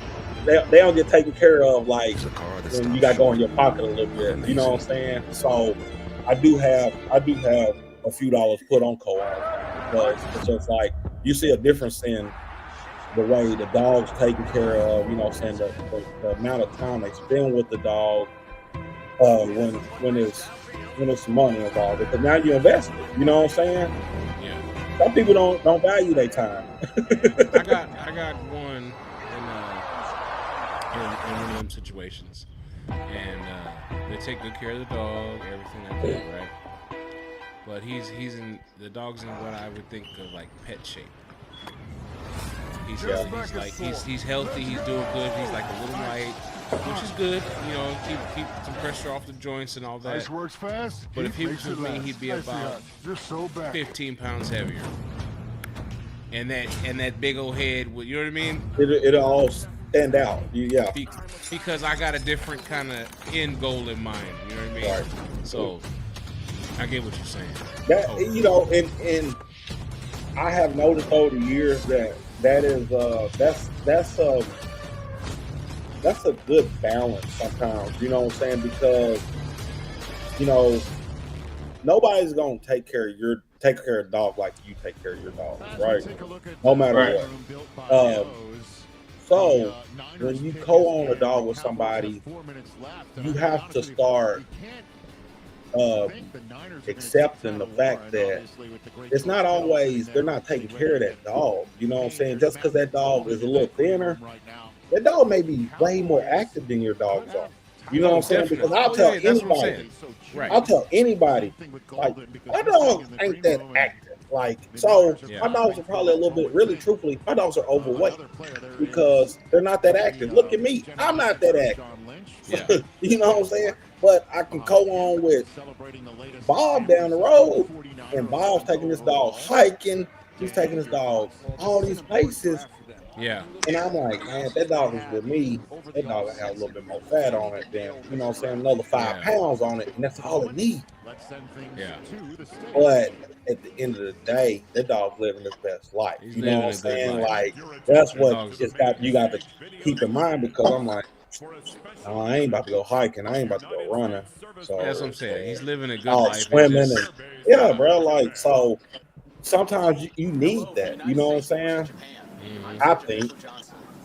You know, you're right, and that's why, like I said, I know that dog's living a good life. It's because they got him, they got his brother. Because he bought one from me, but the whole time he had his eye on his other puppy. He was asking me, like, man, how's Chico? How's Chico? You know. Right. And then it got to the end, and I was like, I wanted to keep him, but I got this house full of females. I'm like, just having one boy dog here, like, for what? You know what I mean? So I said, come get him. Yeah. Came, got him, whatever. He lives here in town. I can see him all the time. Our kids play baseball together. You know what I mean? Everything's everything. So I would never just go do that. Either. You know what I mean? Right. Because I know Chico's living a good life, chasing Frenchies around the backyard, and yeah. Uh-oh. Who the Niners going to beat you with? Look, see how he stood up for the Niner pick? Michael Williams, defensive end, Georgia. Ooh. Daniel? Yeah, Nick Bosa gets a running mate on the opposite side there. Leonard Floyd is gone. He departed in free. Oh, he got the Compton Dickey suit on. You might be in trouble, bro. You might be in trouble. Ain't no Versace loafers on this dude. They get someone who, if he'd been healthy the entire year through the process, I don't know that he would have even got to them here. I don't know nothing about him. I'm just looking at the dude. He got a little nicked up and hurt in that opening game against Clemson. He wasn't quite You know what that Dickey suit say. saw the flashes. Look at him. He's scared. Big time upside. He is going to be the first one off the bus, and that's saying something when you've got Nick Bosa. But no, like I said, co-owns are one of them things, bro, that has built family members. You know what I'm saying? Because you know, people trust in you enough to first and foremost want a dog for you. You know what I'm saying? Right. Yeah. Pound for pound, ideally, they believe in your vision. You know what I'm saying? Most of the time. And so, with that said, it's a building process together. So I think co-own ain't a bad thing. You know, people that breed dogs can be like, oh yeah, I'm about to sell a whole litter. Like, oh, like what are you doing? You know what I'm saying? That's me personally. I'm like, we as a breeder, you got to keep them. Now, with that said, that's where the co-ownerships come in. You know what I'm saying? Because, you know, I think at one time we were sitting over here on 60 dogs, you know what I'm saying? With probably about 5 co-owns out here, bro. Like, and it was nuts because, you know, like, you trying to work full time, you trying to take care of dogs full time, trying to show, you trying to spend time every day, bro. And it was, bro, it caused a lot of freaking just termite, you know, you like losing your mind, you know what I'm saying? Because you like, it's always something, you know, it's always something. But that's where those co-ownerships come in, because if you know, family member or friend that you really do trust, that you put that dog over there, that dog's living their best life, and then when it's time, hey, I'm coming to get that dog. I'm about to take the dog to the show. I'm about to train this dog for training for the show. I got somebody interested in breeding to the dog. You know what I'm saying? That's where those co-owns really are effective. You know what I'm saying? We got some good friends that we co-own. I think co-own 2 or 3 dogs with, and best co-own ever. You know what I'm saying? If Gary got out of town, somebody got ready to use the stud.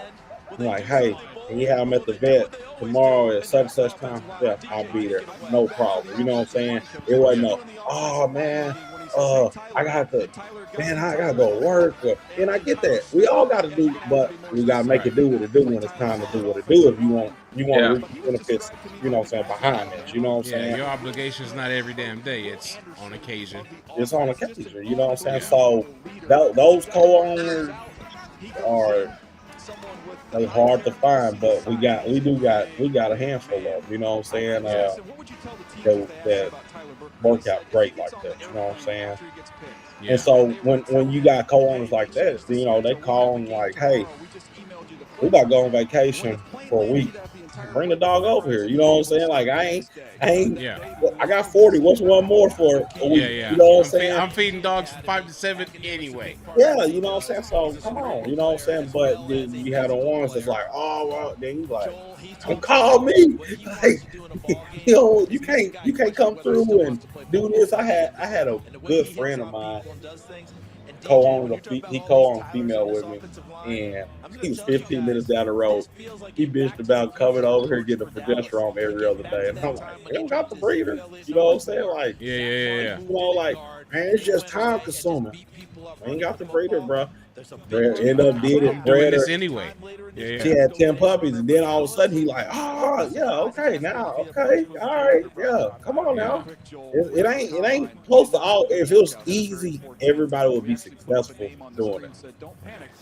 You know, everybody can do it, but to be successful doing it, it take a little work. You know what I'm saying? Take discipline. You got to be disciplined. You better be. It's the every day of it. There's no day off. No day off. And ain't no such thing. it gets wetter here than where I'm from. It gets colder here than where I'm from. The heat is different than where I'm from, but them dogs gotta eat. They can't feed themselves. Yeah, anyways. Yeah. You know. So, yeah. And then even if it's not co-owns though, just even somebody got a dog from you that and they're close by or whatever, like them dogs can always come here for you got to go on vacation or whatever. You know what I mean? Yeah. So so it's you know, co-owns are, like I said, it's certain people out here that can tell you horrible stories about co-owns. But one of my best friends, I met him through dogs, and you know, we just after chopping it up, and all of a sudden, one day, like, hey man, you want to call on the dog with him? Yeah, what's the stipulation? Broke them down. Okay, I know I can live up to them. Yeah, we don't. And every single, I lived up to it. We did our thing, and we've been rock solid. You know, we talk now. It ain't even about dogs no more. You know what I'm saying? Hey, how you little boys doing? They soccer good. You know, wife good. You know, grandma good. We don't even talk dogs no more because that co-own built something different. You know what I'm saying? So you get that. You get that. You know what I'm saying? But then you get co-owns that are greedy, and it works both ways. You know what I'm saying? It could be either me or you. But you get co-on because you know how it is, bro. It's three sides to a story. You know what I'm saying? You gonna say I screwed you. I'm gonna say you screwed me. But deep down inside, we were greedy. You know what I'm saying? And you hear these stories where, you know, I co-on a dog with such and such, and this, you know. There's some greedy people out here, bro, and impatient people. You know, they'll breed a dog, for instance, at a year, accidental breeding, and I'm like, bro, ain't no such thing as an accidental breeding, bro. Accidentally had that dog. Ain't no accidental breeding, you know what I'm saying? And then that ain't who we agreed on. So I'm like, hey, I paid home, you know, we paid home the whole thing, you know what I'm saying? The papers get, now so you think I done screwed you over. Oh, this is not what we agreed on. Did you not read your contract? You know what I'm saying? Like, and I stress that to people, you know what I'm saying? Put it on paper, put it in writing, because me and you can say, hey, we doing such and such. When one or two words get switched around, and all of a sudden you got amnesia, you don't remember saying this, and then that's where the falling out comes in. You know what I'm saying? Because you didn't read your contract, or we didn't have a contract, and so now you're like, well, I thought that you said I breed it, and then I just give you a puppy back. No, I said you breed it to a agreed on stud, and I get a puppy back. I didn't say just breed the dog. I can just breed the dog. Right. You gotta agree on the stud. Yeah. We gotta agree on the stud, man. I don't just breed nothing, anything. You know, let's agree on something. And we could have just walked out back and agreed on the stud. knows that feeling is unmatched. Yeah, man. Their standard isn't for the average. It's for whatever those who set the whatever bar other deal you and made was elevate was unnecessary So anyway. as you Right, redefine so what's possible, co-owns Lexus refines what you deserve. Co-owns Because can a be, car that you doesn't know what I'm make saying? you But feel something is a car that my stops personal short thoughts on of the amazing. dog game is a dog ain't, you know what I'm saying? A dog ain't gonna, we ain't gonna fall out over no dog. Like, you may get mad at me, but me, I would tell you how I feel. You're gonna either take it or you're not. And we're gonna go about our business. You know what I'm saying? I ain't gonna fall out over no dog. It's a different treatment that targets PSMA positive cells. You know? It's now FDA I'm wrong sometimes too, you know what I'm saying? Yeah. But Pluvicto involves contact you with know, radioactivity, we are grown which may too. increase the risk for cancer and cause Yeah. fetal harm. Drink plenty of Yeah. fluids, urinate often. So have use you ever had to contraception, enforce and talk to your the doctor about ways contract? to reduce the risk of exposing others to I radiation have during and after had to treatment. tell Pluvicto can one cause or low two, levels of blood go cell read your counts, kidney contract. problems, and infertility. Tell your doctor if you That's have all I weakness, say. Go pale read the skin, shortness contract. of breath, Like we can bleeding go or back and bruising forth. easily, Go and read your infection or contract. changes in urination.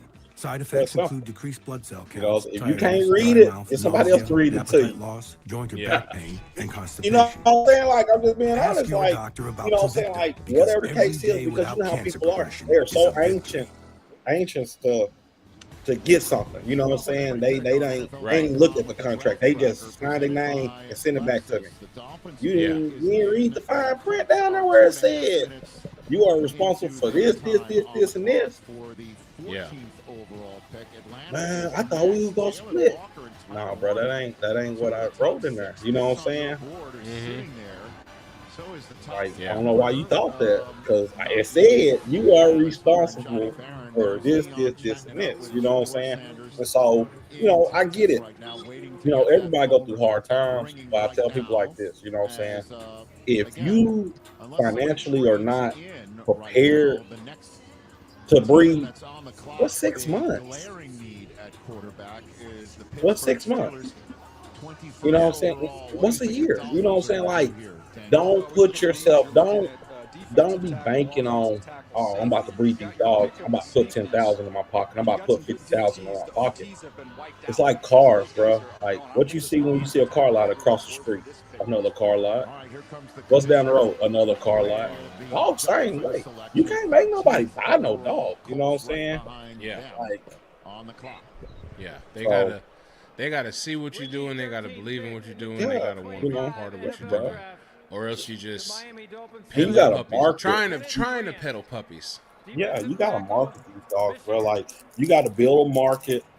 You got to have a market, bro, because, you know, I'll tell anybody, you know, that's the perk for me. JJ is a marketing loving person, you know. If it wasn't for JJ, nobody would know nothing about Ashton, because I'm just like, I breed dogs, it is what it is. You know what I'm saying? Like, I don't care about, you know, bro. In the future, and one of the Yeah. reasons is this play that you're looking at right there. He chased down Nick Singleton. Who got picked? Motor for a guy that's 330 pounds. Missed it. And he doesn't even understand How you balloon good yourself? he is yet. I think his best football is ahead of Huh? him. That's my. I can't tell you that one. Guy, and DJ, I think he could Oh, the Dolphins got in the National Football a League tackle from Michigan. And certainly Christian Wilkins walks. Shador ain't came off the board yet. Not yet. I'll tell you what. Listen, Shador's about to go to Pittsburgh. When you watch him and you think about Anthony Weaver as a defensive coordinator who played Mike for the Baltimore Tomlin? Ravens with Haloti Nada, he's got his Haloti Nada, and that's one of the guys. He's gonna go to Pittsburgh at like 21 or 22. What? Just a very athletic big guy. It's hard to find guys that weigh this much. Mm. That big, So how long you been doing the reproduction stuff? State running back. As a rusher, So- there's not a lot of imagination. Just buckle up. He's going right through your chest. Yeah. When you have those edge rushers that they need to keep healthy in Miami. Like right before COVID, I'm gonna say like 2 years before COVID, I do AIs and stuff like that here and there. To be honest, JJ was doing all the AIs, to be completely honest. But then when COVID hit, we were using state lab. Our vet, we were using state lab for all our progesterones all the way up into COVID.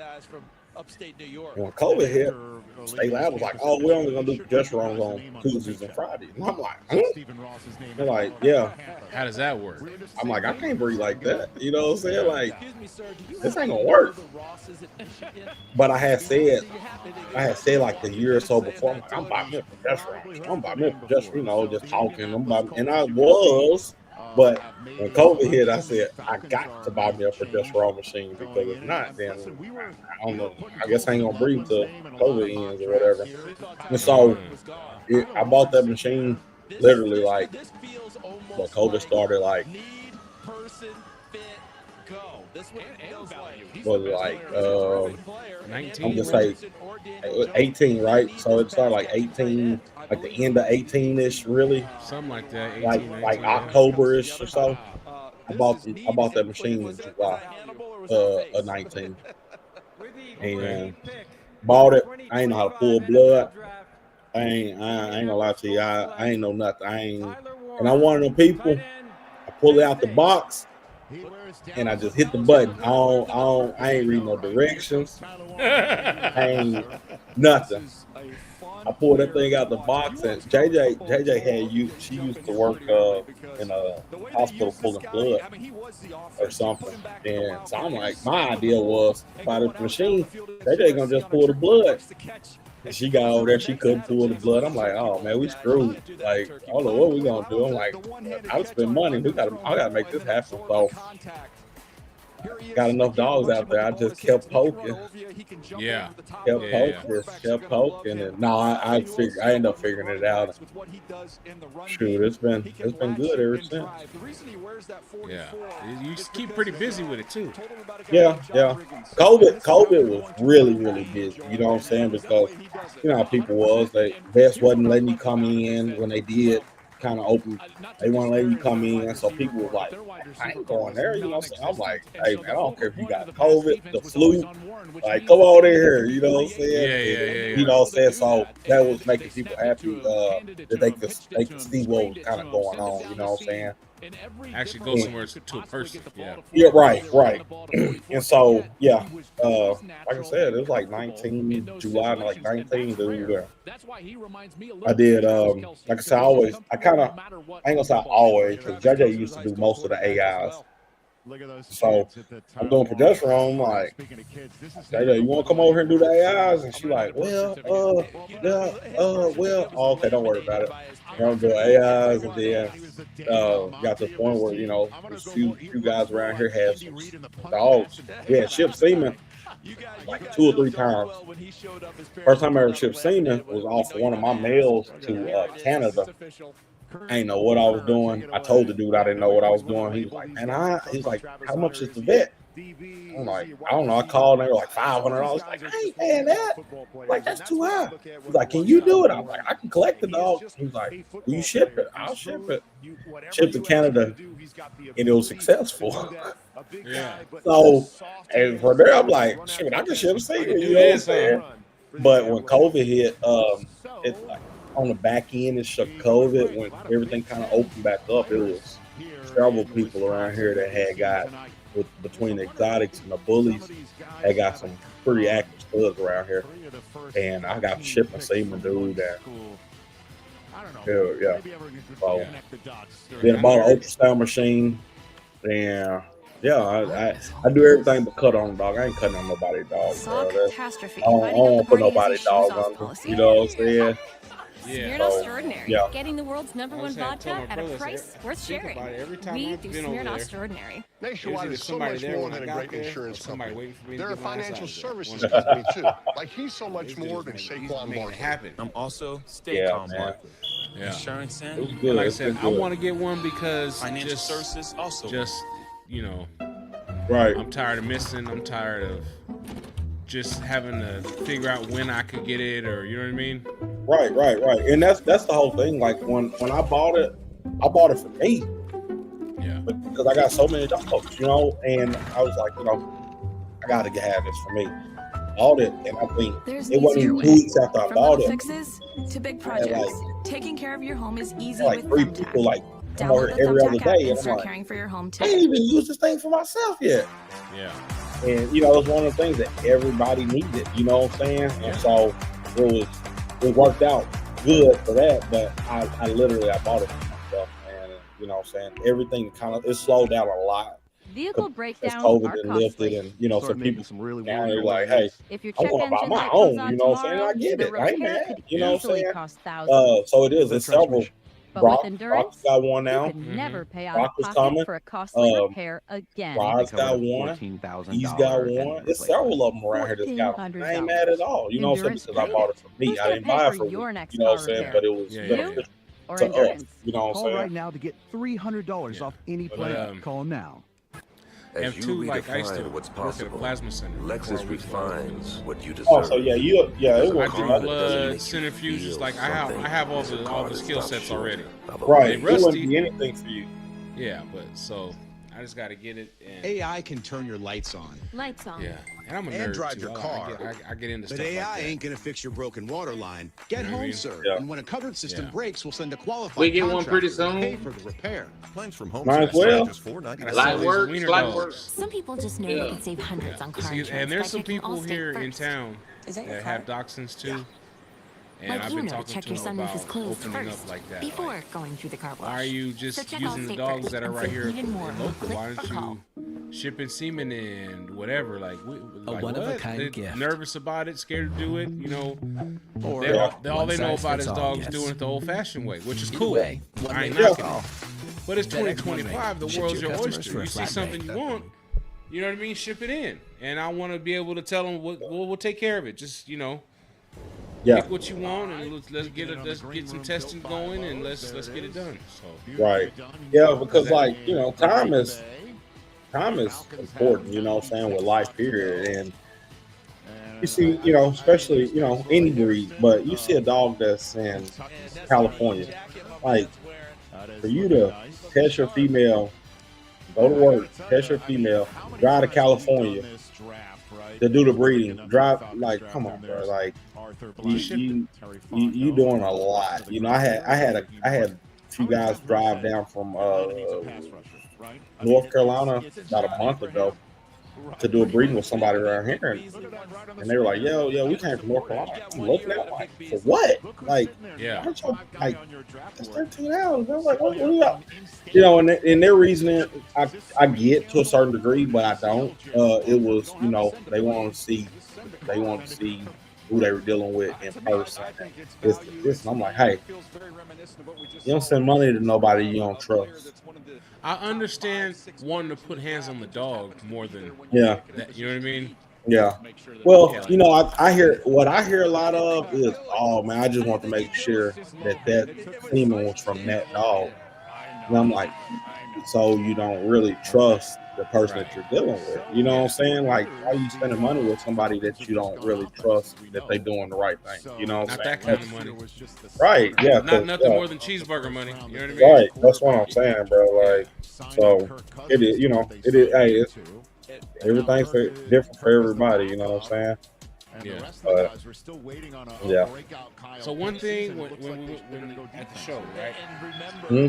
The mechanics of the dog show, the logistics of it, totally foreign to me. It's crazy.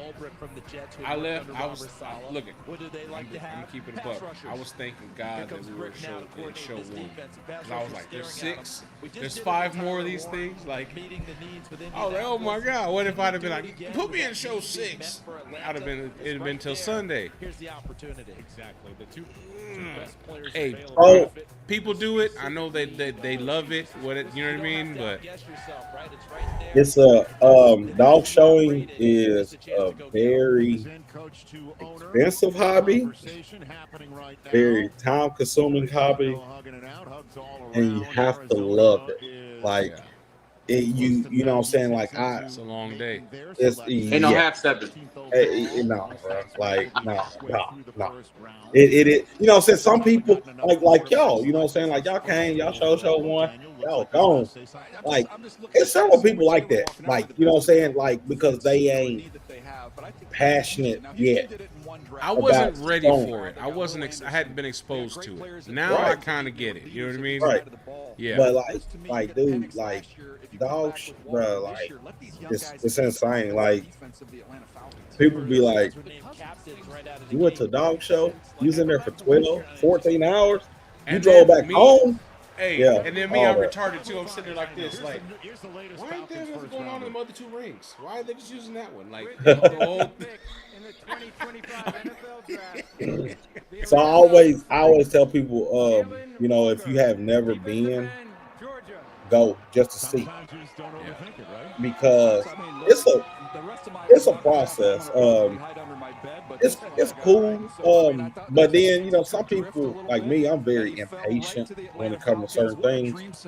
So like after show 2, I'm like, dude, I'm really ready to go, because we about to do the same thing in show 3, and in show 4 we about to do the same thing. And I've seen you by now like you've 16, seen all the dogs. I've seen you 16 times. I've seen your dog 18 times. Like, bro, like I'm ready to go. Like, but I'm like, I can't leave until it's over because I start something, I finish it. You know what I'm saying? And I also didn't know that every judge judges every category. Yep. I didn't know that. I thought it was a judge for the pockets, a judge for the judge. No. Yeah. Yeah. See, I didn't even. You know what I mean? It's cool though. That was like, a whole learning experience for me. And that's that for a lot of people. It is. You know, but we started the same way y'all did. You know, seeing dog shows on TV, and I watch Westminster on Christmas or Thanksgiving or whatever. Yeah. You know what I'm saying? For a second, but I have never watched before. You know, we got into it. I had never just sat down and watched a dog show. You know what I'm saying? Because I'm like, I ain't got no interest in them dogs or them dogs. So we're like, oh snap, okay, it's best to show. That's always caught the last part of it. Right. You know what I'm saying? And when you see it on TV, you don't process how many times they've run the lap to get to that point. How many groups that they won and the breed, the group. Mm-hmm. Yeah. So it sounds like I said, we started just like y'all. You know, we jumped in the car and went to JJ. That was all that was JJ. That was all JJ. She was watching TV with us. She's like, oh, we need to put our dog in the dog show. I'm like, what? Like, where they do that at? And she's like, they do it all over. So ended up we got with Brooke was here at the time. She was up by y'all. She was like Ward Cabot area, and she's a Frenchie breeder, but she's a handler, and got in contact with her, and she came and got one of her dogs, trained it for a month, and she was like, hey, the dog ready to be shown. This is showing Valparaiso, Indiana. I'm like, where? Like Valparaiso, and it's like, this is like it's like January, 1st of January.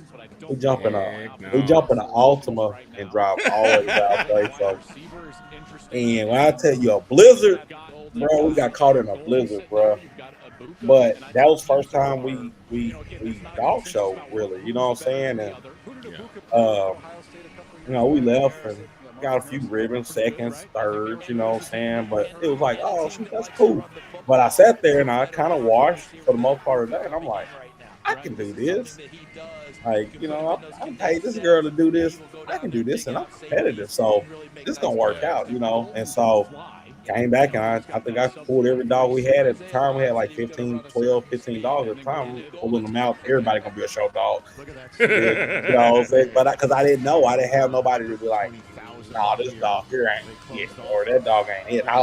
But we got into it, and we would go to shows, and we're like, oh, we're going to corner the market. We're going to put 3 dogs in one class. They got to give us something. And that was not the way to go. You know what I'm saying? Because you got to pay for all 3 of them dogs to get second, nothing, third, nothing. You know what I'm saying? Right. And so after the first year, I'm like, all right, we got to redo our planning, and let's take the best dog. And when that dog get done, we'll take the next best dog. And we just, you know, we did it like that, man. And that's what people told us, to take more than one dog. That way there's you have comp. But I'm like, I want to beat somebody else, not myself. Right. Like, you know, I can't one way or another. And I say that, but it's really those are my brother's dogs. Right. I'm just saying. But like, I can't knock it one way or another, because like in the bully game, like now, you know, XLs here and there, you be like, oh man, ain't no comp. But like, you got a 6-month-old dog, I promise you're gonna get some. You're gonna have some competition. You know what I'm saying? Like now, you got a 3-year-old dog. Maybe not. You know what I'm saying? But you're gonna have competition. Yeah, they about done. They didn't either started breeding and having puppies. You know what I'm saying? Folks just like, they ain't too old to be showing. But you always had competition. So with that said, I'm like, no, I ain't taking. My idea wasn't to take 2 dogs to have competition. It was to corner the market. Like, if this dog don't win, this dog gonna win, or one of these suckers gonna. Well, somebody gonna get a ribbon. You know what I'm saying? Because when we first started, I was just happy to get a ribbon. You know what I'm saying? Like, you know, you go to a dog show and you be in your class and it'd be like 12, 15 dogs. and we like, oh snaps, like $20. Oh snaps, like to get a first, second, and third with $20+ bro, like that's cool. You know what I'm saying? Third, you know what I'm saying? But then you graduate, you know what I'm saying? You start going in there and it's $20 and you getting first, you advancing the best male. Then all of a sudden you like, bro, if it ain't first, I don't want it. You know what I'm saying? Because you can graduate it, you know what I'm saying? Your competitiveness then went to a different level, you know what I'm saying? So it's dog showing is it's cool. I think, you know what I'm saying, because it's networking too, you know what I'm saying? You see people from all over that either they got like-minded people for the most part, you know what I'm saying? They passionate about their animals, you know what I'm saying? Yeah. So my one of my things I wish I'd have been around for was like in California they had like bully barbecues and all that stuff like that. Yeah. A bunch of low riders and bullies, and I was like, Yeah. man, I missed it. Yeah. Yeah, I feel like that's something needs to go down again. Hey, dude, freaking, hey, bring it back. Yeah, man. Bring it back. Yeah. But next So, year like, at your show, anybody bring an oldie and beat us, I'll buy him dinner. Ooh, Put okay. that on the flyer. Send that out. I probably should put it on the flyer. You bring oldies and you take one from the Sykes brothers, then I tip my hat to you and I'll buy you dinner. We finally agree. I'm putting it out there for him. I promise you I am. All the destinations. I got a boy on ice right now. I'm ready for it. World's biggest airline for you. There ain't no easy win. You're not actually allowed to drink in a beer commercial. I got something in the cut right now. Yeah. Hey, you gotta have that mentality now, cause hey, folks ain't, you know, me and JJ talk all the time about this, and they like, I'm like, hey, you think somebody drove from California to Florida, you drove from Arkansas to Florida, and those person drove from Pennsylvania to Florida, you think they all showed up just to hang out? No, they came to win. So when your dog lose, you gotta just say your dog lost and move your ass. You know what I'm saying? Like, USA membership is for those who serve and can be shared with their spouses and kids and their kids for generations to come. Start your family's legacy. USAA. See if you can become a member today. Wear Tommy John sometimes you feel like you lost to a good dog, and sometimes you feel like you did. You know, because we all bias. We all think our dog is the best, right? You know what I'm saying? That's you know, you'd be a fool to spend that kind of money, and you don't even like your think. kid. You know what I'm saying? Like, every like we all got baseball team, and you like, man, my kid ain't that good. Nah, bro, you not gonna say that. You gonna be like, yeah, nah, my kid, you gonna strike your kid out. You know what I'm saying? Until my kid knock it over the fence on your kid, you like, that was an accident. Yeah. Yeah. Yeah. But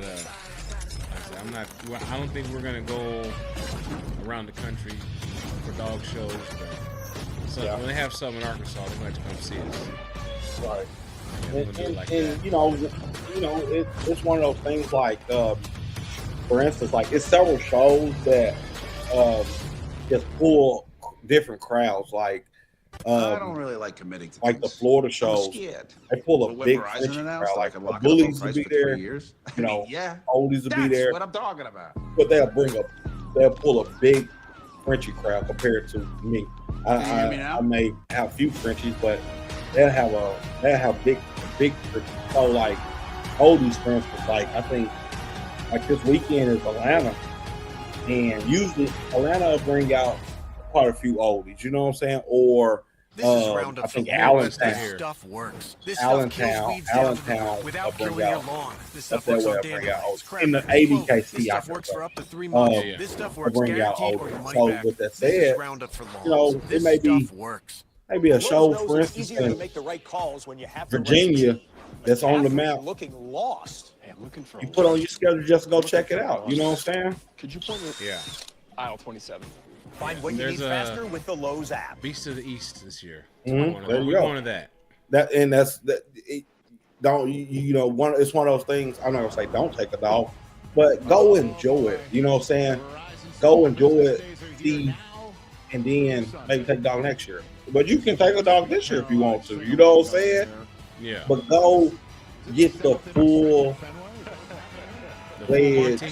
Go get the work, man. Go get the work.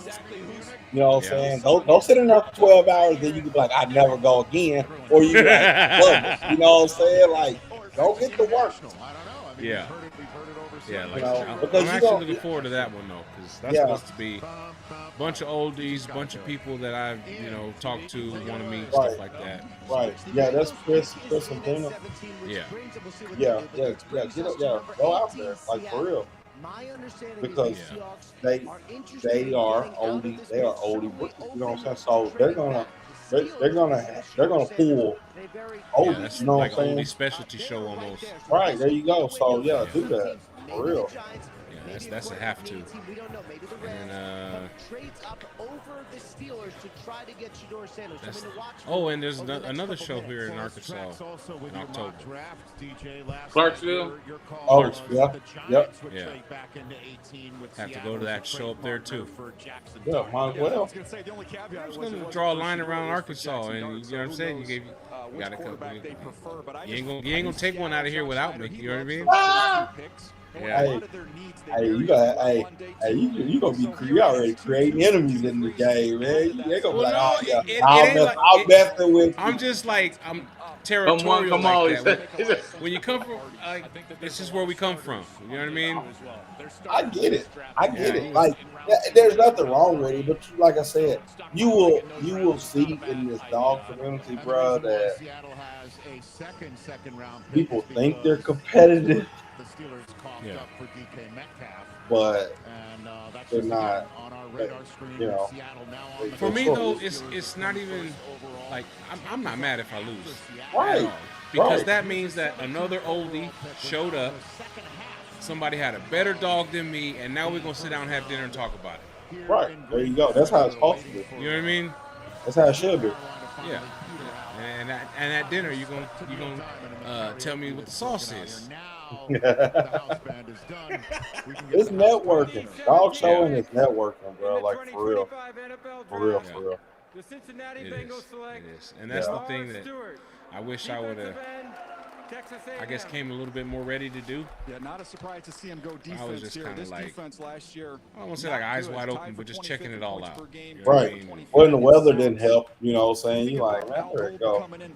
I don't know if it's Arkansas or whatever it is. I tell my brother, whenever we want to do some dog stuff, it rains. I can't stand it. It's rough. It's hard out here. Yeah. It's hard out C-sections in the snow. Yeah. And then they had the ladies in the red outfits. I guess they all work together. Handlers. They're friends. But those girls, they travel. They handle a lot. So they travel week in and week out, or twice a month, all over the world handling dogs. And so they kind of coordinate. Like I think 2 weeks before they were at a show, and I think they all had on, for instance, black. 2 weeks before they all had on green. You know what I'm saying? Just, you know. It was. I was peeping. I was like, that's different. Yeah. And I think kind of what I don't know for sure, but I think whatever the theme is, like for instance, Razorback, green, they did red. You know what I'm saying? So like, I don't know what the best code for this weekend gonna be, because it's in Atlanta and it's the marathon. So I don't know what they gonna come out with this weekend, but yeah, they stick out. They usually stick out wherever they go. It was cool. It was an experience. Yeah. Well, I'm glad you got to experience a little bit of it. How long you actually have bullies? Since 2006. You got pockets, right? I don't like to put the title on because it's genetic. Like we have quite a few pockets. We got several standards. We got classic. I ain't got no dog out here that's real. But I got a little bit of every, you know what I'm saying? I ain't got no exotic. So which one is it that the bully people get pissed off when you call their dog a classic? Is that saying it's skinny? Hey, that some people I don't, you know what I'm saying? Because well, you know what I'm talking about. Is that right? The classic? Yeah. Classic. For some odd reason, classic is almost like fighting words for certain people. I don't know why. It's like you calling my dog a pit bull, dude.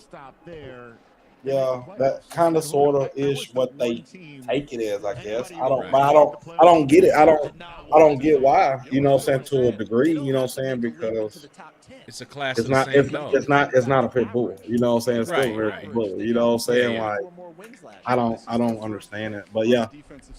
Classic is not. A lot of people frown on classics, but in reality, 87% of the people out here got classics. And that's probably what they use to clean up the other stuff when they go too far, huh? No, they just mentally not accepting it. That's what it is.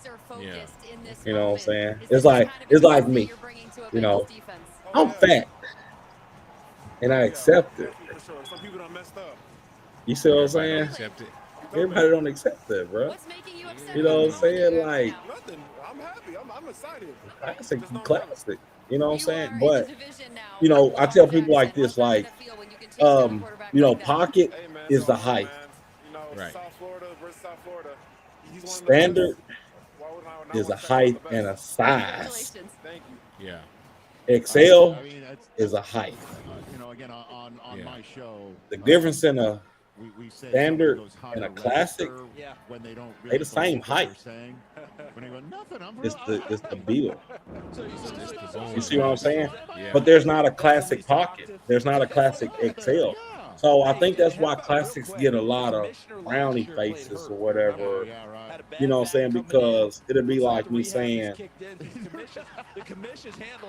and I don't want to be like rude or disrespectful, but it'd be like me saying, you're a fat midget. You know what I'm saying? Like, you know, you don't hear people say that. You know what I'm saying? Like, it's either you're a midget or you're fat. Like, it's not, you don't hear people say, I got a classic pocket. You know, you don't hear people say I got a classic pocket. You know what I'm saying? Like, because that's not a class, but it's a height. It's a height. The pocket is a height, and it's a written standard what the pocket should be. But a lot of pockets don't meet the standard that's written. You know what I'm saying? Because they have less height than a standard of pocket. So they're really classic, but there's not a class called classic pocket. But that's just my thought process. So you judge dogs, right? When you watch him, and 100, let's say 100%. Like, let's cut the pie. Type and structure. What's the percentage? How does it prioritize for you? 50-50, 45-55. Fred Taylor said 55-50. Hold on, what was the question? Type or structure? What's more important? What's the breakdown? The big thing for them, Me personally, I'm gonna go 60-40. Type 60-40-ish. Because like you hear people be like, that dog gonna have type. And type is not just the muzzle. You know what I'm saying? Type is not just the bone, the size. You know, so type is a build of all of it. So, for instance, if you got a dog that's, hey, can you turn it down a little bit? The ground. It's muted. Why mine loud? Mine barking at the most stuff. Oh, this is dog right there. Oh, okay. All right, okay. But type is a buildup of several things. You know what I'm saying? So if you got a dog that's got big bone, got short back, got broad, you know what I'm saying, a barrel rib cage chest, but's got a sniping muzzle, do you say Man, that dog ain't got no type. Do that one thing, make it not a bully. You see where I'm going? I got you. I feel you. So I do go 60-40, like I said, but when I see a dog, first thing you see on a person is the front end. When dogs walking to you, how do you go? If you see me in the streets and I'm walking towards you, how are you gonna say that's a bully or that's an English or that's a massive? How are you gonna separate what that is?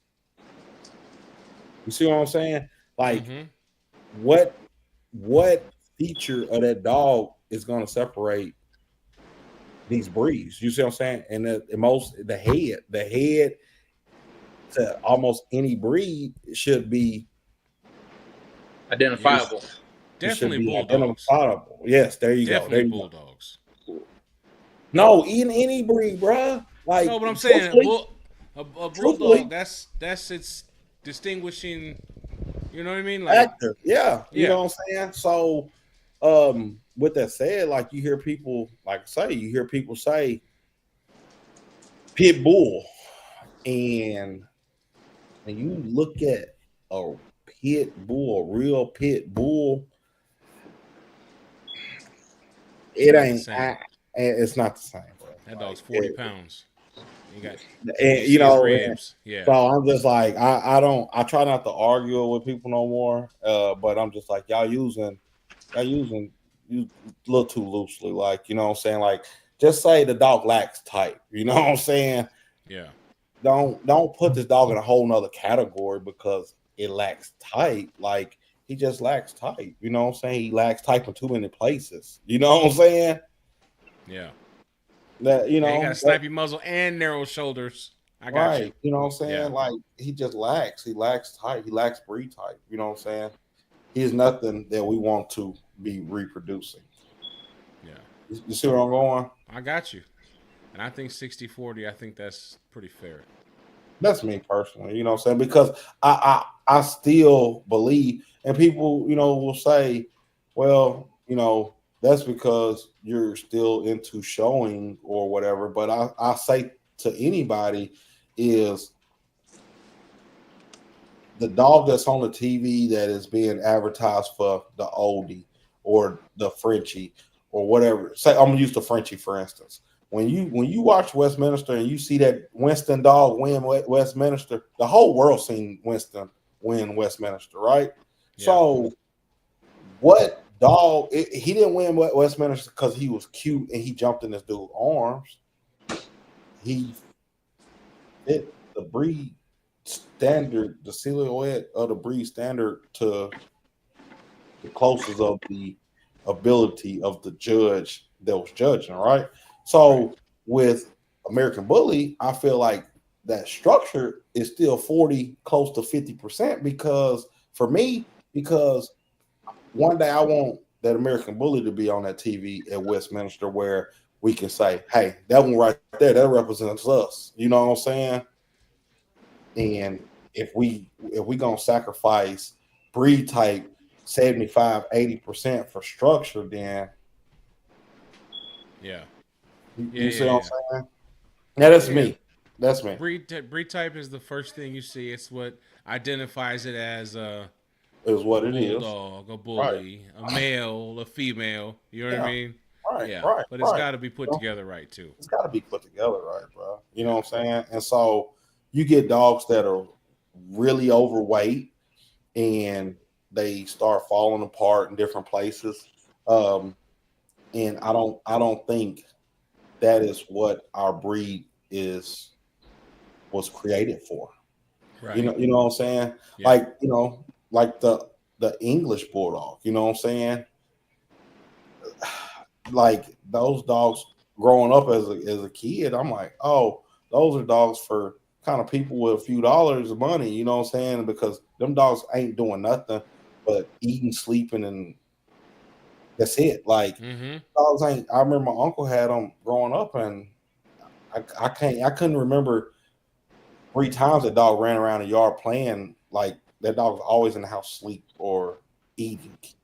So the American Bully is a dog that is supposed to be a big, massive dog.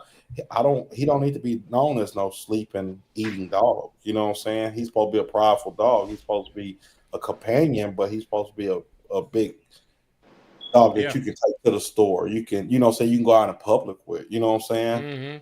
So I don't, a lot of this weight, people got to realize, I tell a lot of guys that come through here get tests and doing breedings, you know what I'm saying? It's the difference between fat and bully. There's certain dogs out here that can, for instance, have cancer and he's still gonna be bully. You know what I'm saying? Like he could be about to die. The dog's still bully, you know what I'm saying? He just going through something, you know what I'm saying? Yeah. And it's some dogs out here that's just as wide as my table, and I'm like, bro, like, is that dog neutered? Like, they're like, bro, this is standard. And I'm like, bro, that dog is fat. Like, and but I say that because I'm, like I said, I embrace what I am. You know, so I'm overweight. You know what I'm saying? Yeah. But at the same time, I tell people, your kid, for instance, if your kid is fat, you accept it, right? But you're not about to just feed your kid to make it. You're not about to shut him up to. Yeah, bro. You're not trying to build your kid up to be 300 pounds at 5'10", bro. That ain't what you're trying to do. Are you feeding your kid? Yes. But when your kid's in the refrigerator at 2 o'clock in the morning on school night, you on his butt, I hope. Yeah. Like, bro, you got to balance. Like, go to sleep. Like, you know what I'm saying? Mm-hmm.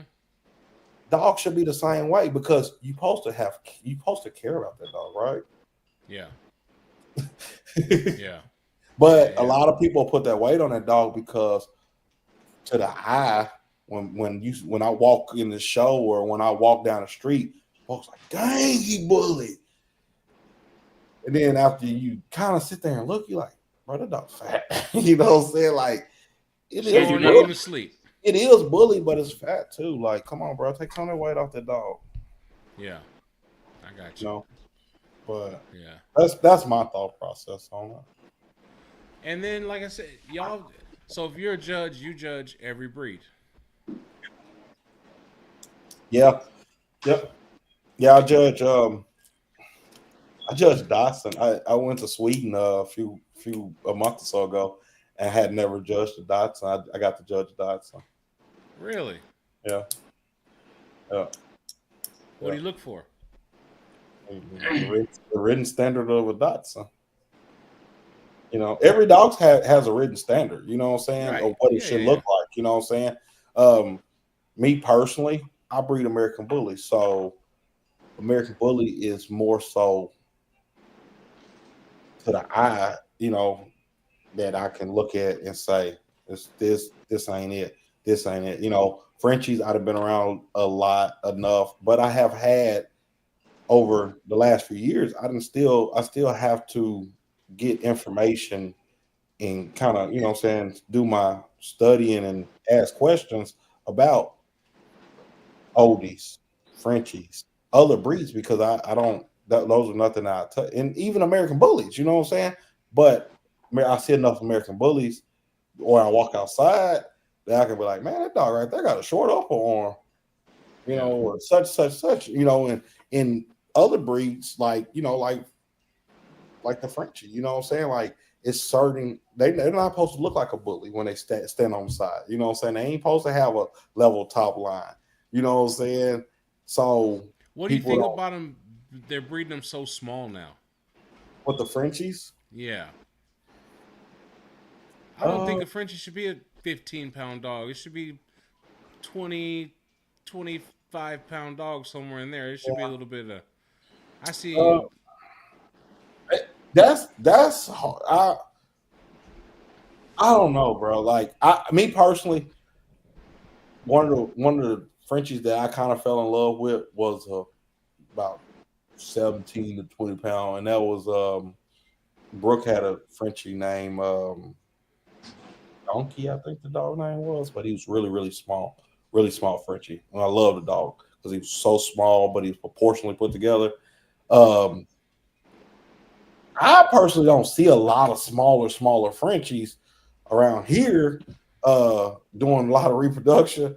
I'm seeing like lassies. I'm seeing Frenchies that's like 17 inches tall, like 47 pounds. Me personally, that's what I'm seeing. You know what I'm saying? Like, I'm like, what is this? And they're like, that's a Frenchie. I'm like, oh, okay. If you say so, huh? Hey, man. All right. You know, but you got to realize people, you know, Arkansas is very small state, and we're a little late to the party on a lot of things. So, with that said, you know, they're breeding fluffies and, you know, different things to get caught up on the trend, I guess. Before I say what I'm gonna say, I gotta say I love it here. All right, I love it here. So don't, man. you know what I mean? I think you about to say something. I think you about to say you about to get booted. When I first came to Arkansas, it was like stepping back to the '90s. Oh, in which way? Like, okay, when I got here, I literally walked into a place and walked out with a job. Highest paying regular job in town. Walked in, walked out with it. All in right. California, that ain't happening. You're gonna go in there, they're gonna give you a card to a website. You know what I mean? Stuff like that. It was just we're behind. Here, you can go to the gas station, they'll start the pump for you before you pay. California, no sir. No personal checks, no start the gas pump. Hold on, hey. I seen the honor system. The honor system, yeah. They leave a little something by the stand. You drop it in there. They trust you to do that. That's crazy. And like I said, I don't think it's bad. I just think that it was. We're behind. Yeah, we're behind. You know what I'm saying? Like, and that's like you say. I've been here my whole life. I love it. You know what I'm saying? Like, I wouldn't want to stay nowhere else. You know what I'm saying? But you know, when it comes to a lot of things, we are behind. We're about 10 years behind on a lot of things. You know what I'm saying? They still turn paperwork into my job. I'm like, why am I not snapping this on my cell phone and sending it to you? I don't even got to come in here. You know what I mean? For real. There you go. Yeah. Like I think we just did away with a fax machine in mine. You know what I'm saying? Like, you know, so yeah, like we're behind, bro. Like, but this home, man. You know what I'm saying? If it wasn't for social media, it wouldn't be a bad thing that we're behind. You know what I'm saying? But with social media, we're behind, and then you get one or two smart people to be like, "Oh yeah, they're doing this over in Chicago or in LA," and then all of a sudden, you like, man, what is that? What are you doing? Like, and so, you know, we're being exposed to stuff that, truthfully, we shouldn't be. You know what I'm saying? So, your breed, my breed, are in a strange place because AKC does not do the breed standard. The breed clubs write the standard. Right. And AKC just holds the papers. Right. We got breeds where the registry keeps the standard, or how does that, you know what I mean? I know, It's right? different. It is. It is. I that's not a trap question or like that. I'm just. You heard what I said. I don't know.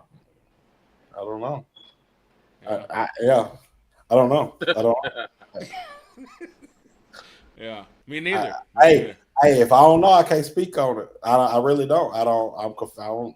But you were right. You know what I'm saying? Like what you're saying has a lot of truth to it, right? Because we're not recognized in there. You know what I'm saying? So our breed, the standard calls for a male to be between 17 and 19 inches, I think. 75 pounds. That's a tall, skinny dog. That, you know what I mean? I know, bro. Yeah. I don't know. I know, but I don't know. Like I don't like. You know what I'm saying? Like I can't. Somebody. My whole thought process is this: somebody somewhere either they make a good impression with the right person, or they made a really bad impression on the right person. You see what I'm saying? Because I got you.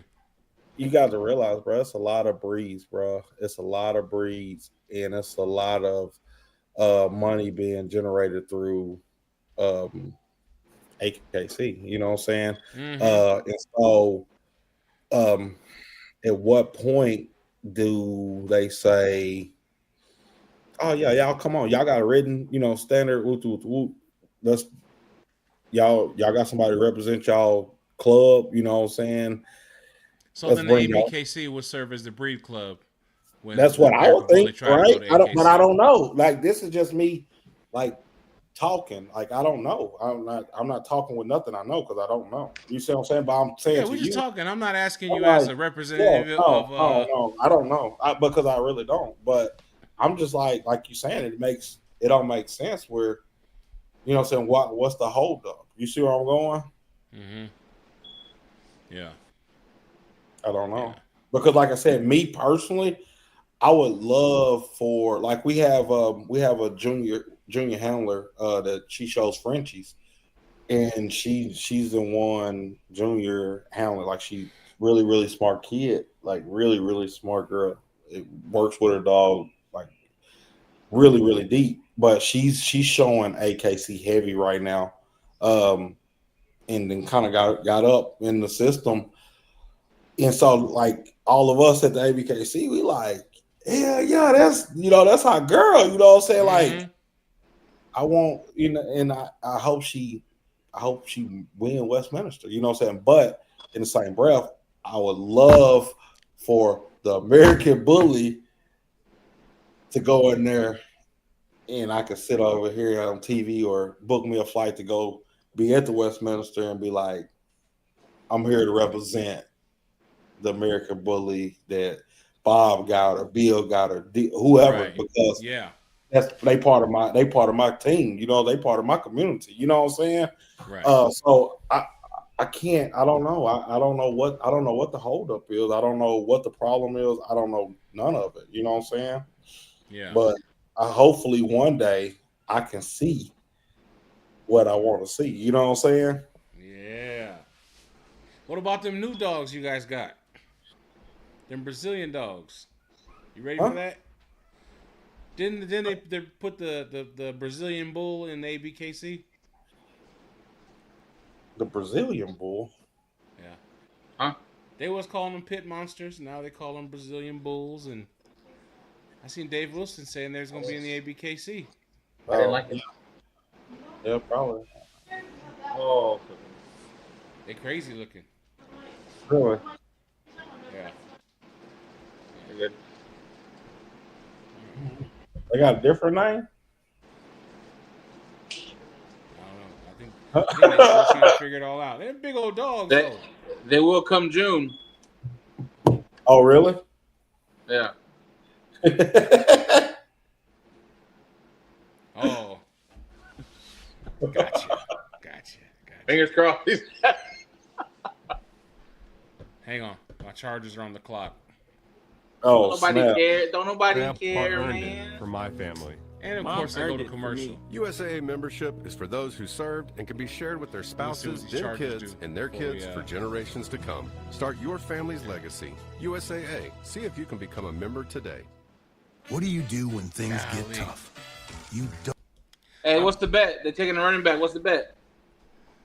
Scatterboo. Is he still on the board? The white dude? That's the Charger. That's the Charger move. Yeah. That's Jim Harbaugh's getting the boy from Ohio State. I'm telling you. Who's the running back from Michigan? They're getting just trust me, all right? All right. Well, I don't watch college. I don't hardly know who's who like that. I'm in with the people down there. Believe me. Oh, you got a source? Bo Scatterbo. Get out of here with that trash, man. I just said the only name I know. Bro, I hope y'all ain't Scatterboot. You got one white DB in the NFL. Now you want the running back to be next. Bro, hey, Scatterboot got heart though. He got to. Yeah, he got heart. It got to be what do they call it? You got to have the high. He has a high motor. High motor, yeah. Yeah, high motor. Yeah, that's the proper. Can't run, can't real, jump, real but he smart, go hard in the smart paint. Player. Yeah, ain't nothing wrong with it. Hey, it be like that. Yeah. It be like that. Yeah, that's the language. Right. That's how they do It's it. like that. It's like the one guy on the basketball court that can't shoot, but he plays hard defense. It's annoying. Get off me, man. He's a hustle player. Well, Draymond is disruptive. Yeah. That'd be annoying. Yeah.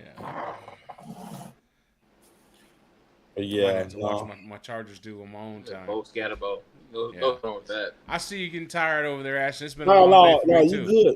good. You good. I whatever, however. Yeah. Whatever, however. Whatever. Oh well. Oh, yeah. Man. Yeah. Like I said, man, I didn't mean to corner you or nothing like that. I was just you ain't corner me. No questions about that stuff. Like I be wondering. No, and like you asked the wrong person. If I ain't tell you, I really don't know. I swear to you, I got you. Yeah, no, I really did. Like I ain't I gonna lie to you. I had 2 or 3 people like, hey man, come on my thing. I'm like, I don't think y'all want me to come on there because I don't have a filter and I say anything, but I ain't gonna say something. I don't know that. I really don't.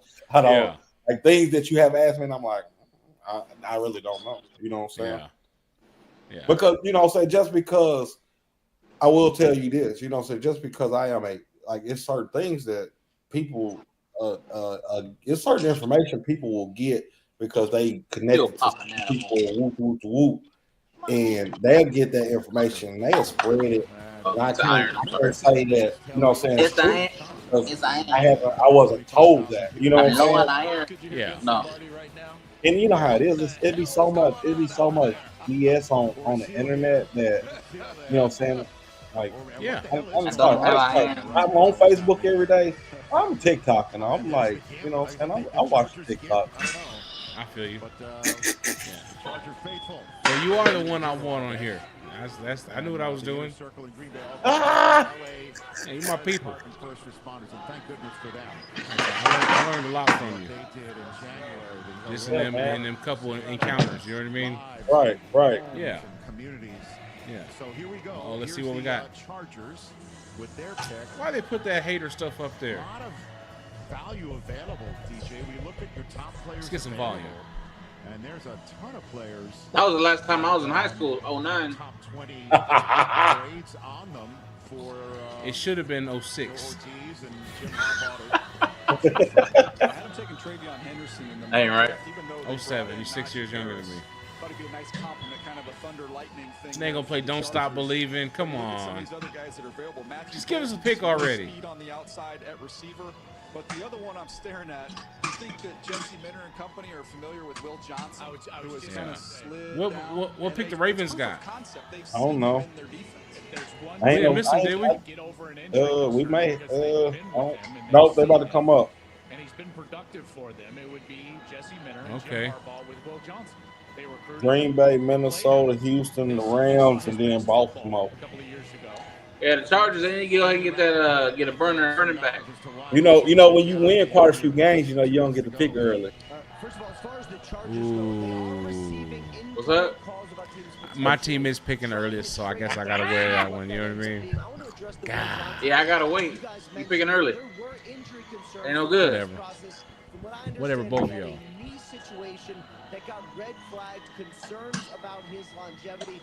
So do you got a dog right now that you showing? Well, coming off of the national championship season, folks were talking about kind of sort of not real. Somebody trying to put some jewelry on? Well, if he was healthy, he would. Yeah, I got a dog I'm sending out. I gotta take my tire. Yeah. We got a dog that we about to get sent out. Show-ish, you know what I'm saying? Yeah. Yeah. Hey, I gotta keep it a buck with you though. Them best in show trophies were crazy. That was JJ. JJ did that, bro. Like that dog show thing. she did it from the start to the finish. I was just there like this, like to take pictures. You know what I'm saying? Like she used her vision and she come up with the design and had it sent off and drew it up. She was like, I like it. I was like, oh yeah, that's cool. And when we sent it to the people to create it, they were like, how big you want it? Like, well, this trophy we got. We were like, well, this trophy we got. Let me see. It's like 12 inches ish. Like, oh, yeah, we probably want like 36 inches. Like, did not realize what like, yeah. Like, it wasn't a trophy. It was a monument. It was insane, bro. Like you could put it on the side of the road and people would drive by and stop and be like, look at that. Yeah, she did that. She did. That girl did that. She went crazy. She went crazy. I matter of fact, I told her the other day, I'm like, I don't know what you gonna do for next year. Like they got to just paint midget. You're gonna have to paint midgets and put them on people's front lawn. Here we go. The pick is in. Let's see what we got. Y'all would get both Scatterbo. Defensively, if he does want to go dip back in. The return of Austin Eckler. And Will Johnson. But this time they draft him. Let's see. He's an off-the-ball linebacker. Some believe he could rush. They don't draft Shedeur Sanders. What? Golden wouldn't be bad. Who? The kid from Texas, the receiver. Who's that tight end they were talking about? Did he get drafted yet? That's what we need. They're both gone. Get Taylor from LSU. Yeah, we need a tight end. He'll be like Hunter Henry was for y'all. I'm trying to get like Antonio Gates was for us though. Hey man, come on. If we don't go on the way back machine and get a tight end, you know what I mean? I get it, but golly, like, hey, they don't just create them. Yeah. Hey, he would have been already gone. Yeah. Luckily, he didn't play football in college. He played basketball. Right. Yeah. That's what it feels like here. You got a lot of places to go. Who do we have top? Dang, Memphis putting it on. Here comes the commissioner with the pick, and after this, there's only 10 more picks tonight. Meaning only 10 more draft picks with a Omarion Hampton. Control that goes along with it. Something to keep in That's mind. who? That's my guess. Yeah, running back from Ohio State. I'm telling you. Nah, I came through my phone already. In the 2025 NFL Draft, the Los Angeles Chargers select Omarion Hampton, running back, North Carolina. All right, so the Tar Heels. Let's see. That ain't bad. Hey, 5'11", 221. That's prototypical size. Yeah, bro, but he ain't no LT. Hold on now. That's not a bad pick, though. You see the size. He is a big, physical, punishing runner. A lot of times you have to sacrifice with that. You'll get somebody. That's Alex right there. I already know. Someone who lacks the home run speed. Hampton, He's got yep. some wiggle to go along with all that strength and power as you just watch him run through contact. I'll take down it. After down. He was involved. You're gonna have to. In the pass game. They've got two backs now with him and Najee Harris that can catch the ball. He's just got a lot more top speed than Najee Harris does. But Jim Harbaugh's always going to want to pound the Still the second best team in LA. Stable of backs, and they are big. Who the best? I was talking that stuff. Oh, snap. Oh, snap. Built up all last year. Mekhi Becton in free agency this year. El Segundo. It is the blueprint he used at San Diego. Hey, we don't even need nobody. We ain't got a draft. And Michigan. Do you guys even have a pick?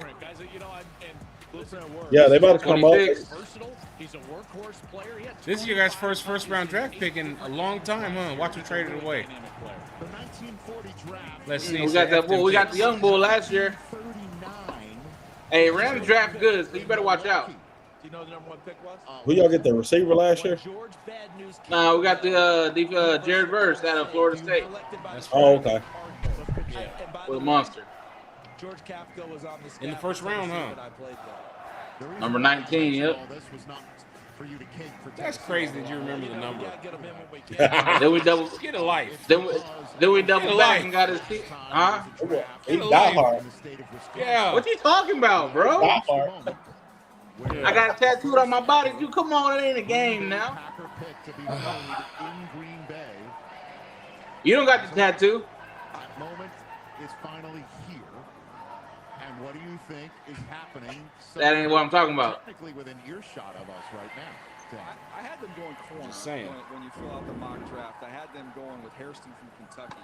But oh, how ironic it would be with Matthew Golden, who's my top receiver that's left on the board after all these years. The Packers take a first round where they refused to do it. What? Maybe they just didn't want to play a road game. Maybe they wanted to bring the draft to them and make it a little bit bigger moment. Who was it? Who was it from Florida State? You gonna sign off or what's up? There you go. Yeah, I think so. I think it's time. 2.5 hours, big boy.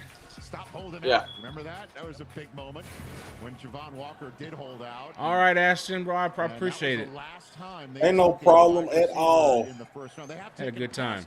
I appreciate you having me on. JJ, you got to do another one, dude. Put JJ on here. When she ain't busy. Where was the puppies at? You said you're going to get puppies. She did. She went and got them, took them back to her house. No, I'm saying, where were they at? Oh, she went and picked them up from there. What a scene. Get checked up. I got you. Yeah. All right, let me go ahead and... I'm gonna have to come see you in June. A lot of cheese curds in that. Hey, I'll be here. Yeah. I got something for you. Oh, snaps. Huh? I said, oh, snaps. Oh, snap. That'll work. That'll work. Come bearing gifts, huh? Hey, that last gift you brought me, man. Hey, that was some good stuff. Yeah. That was some good stuff. Yeah. I don't drink no more, but I'm a tequila snob, so. Really? Yeah, that was good. That was really good. That tequila was good. Yeah. All right, Ashton. Like I said, I appreciate you, bro. We'll do something else again, and we'll do more business in the future. And next year, let them know they come take one from the Sykes. Yeah, I promise you, I got you. I promise you, you will be at L's pitch at the dog show for sure.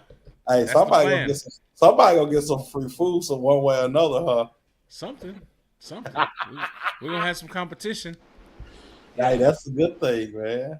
Yeah. We pushed it back to May, so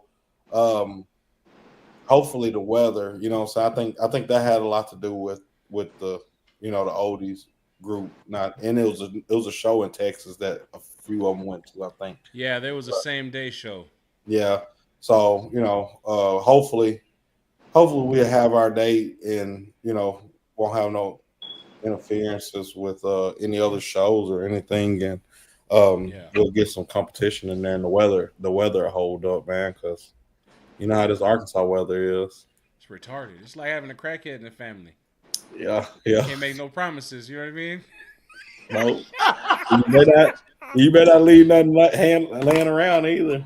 Yeah, you don't know if Johnny gonna show up. You don't know what he gonna do. You gotta check if he gonna be there for you. All of that. Right. So yeah, but no, we'll make sure we put y'all on the advertisement list for a free meal.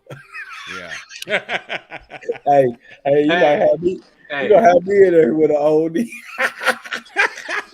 Bring it. No. Go get you one.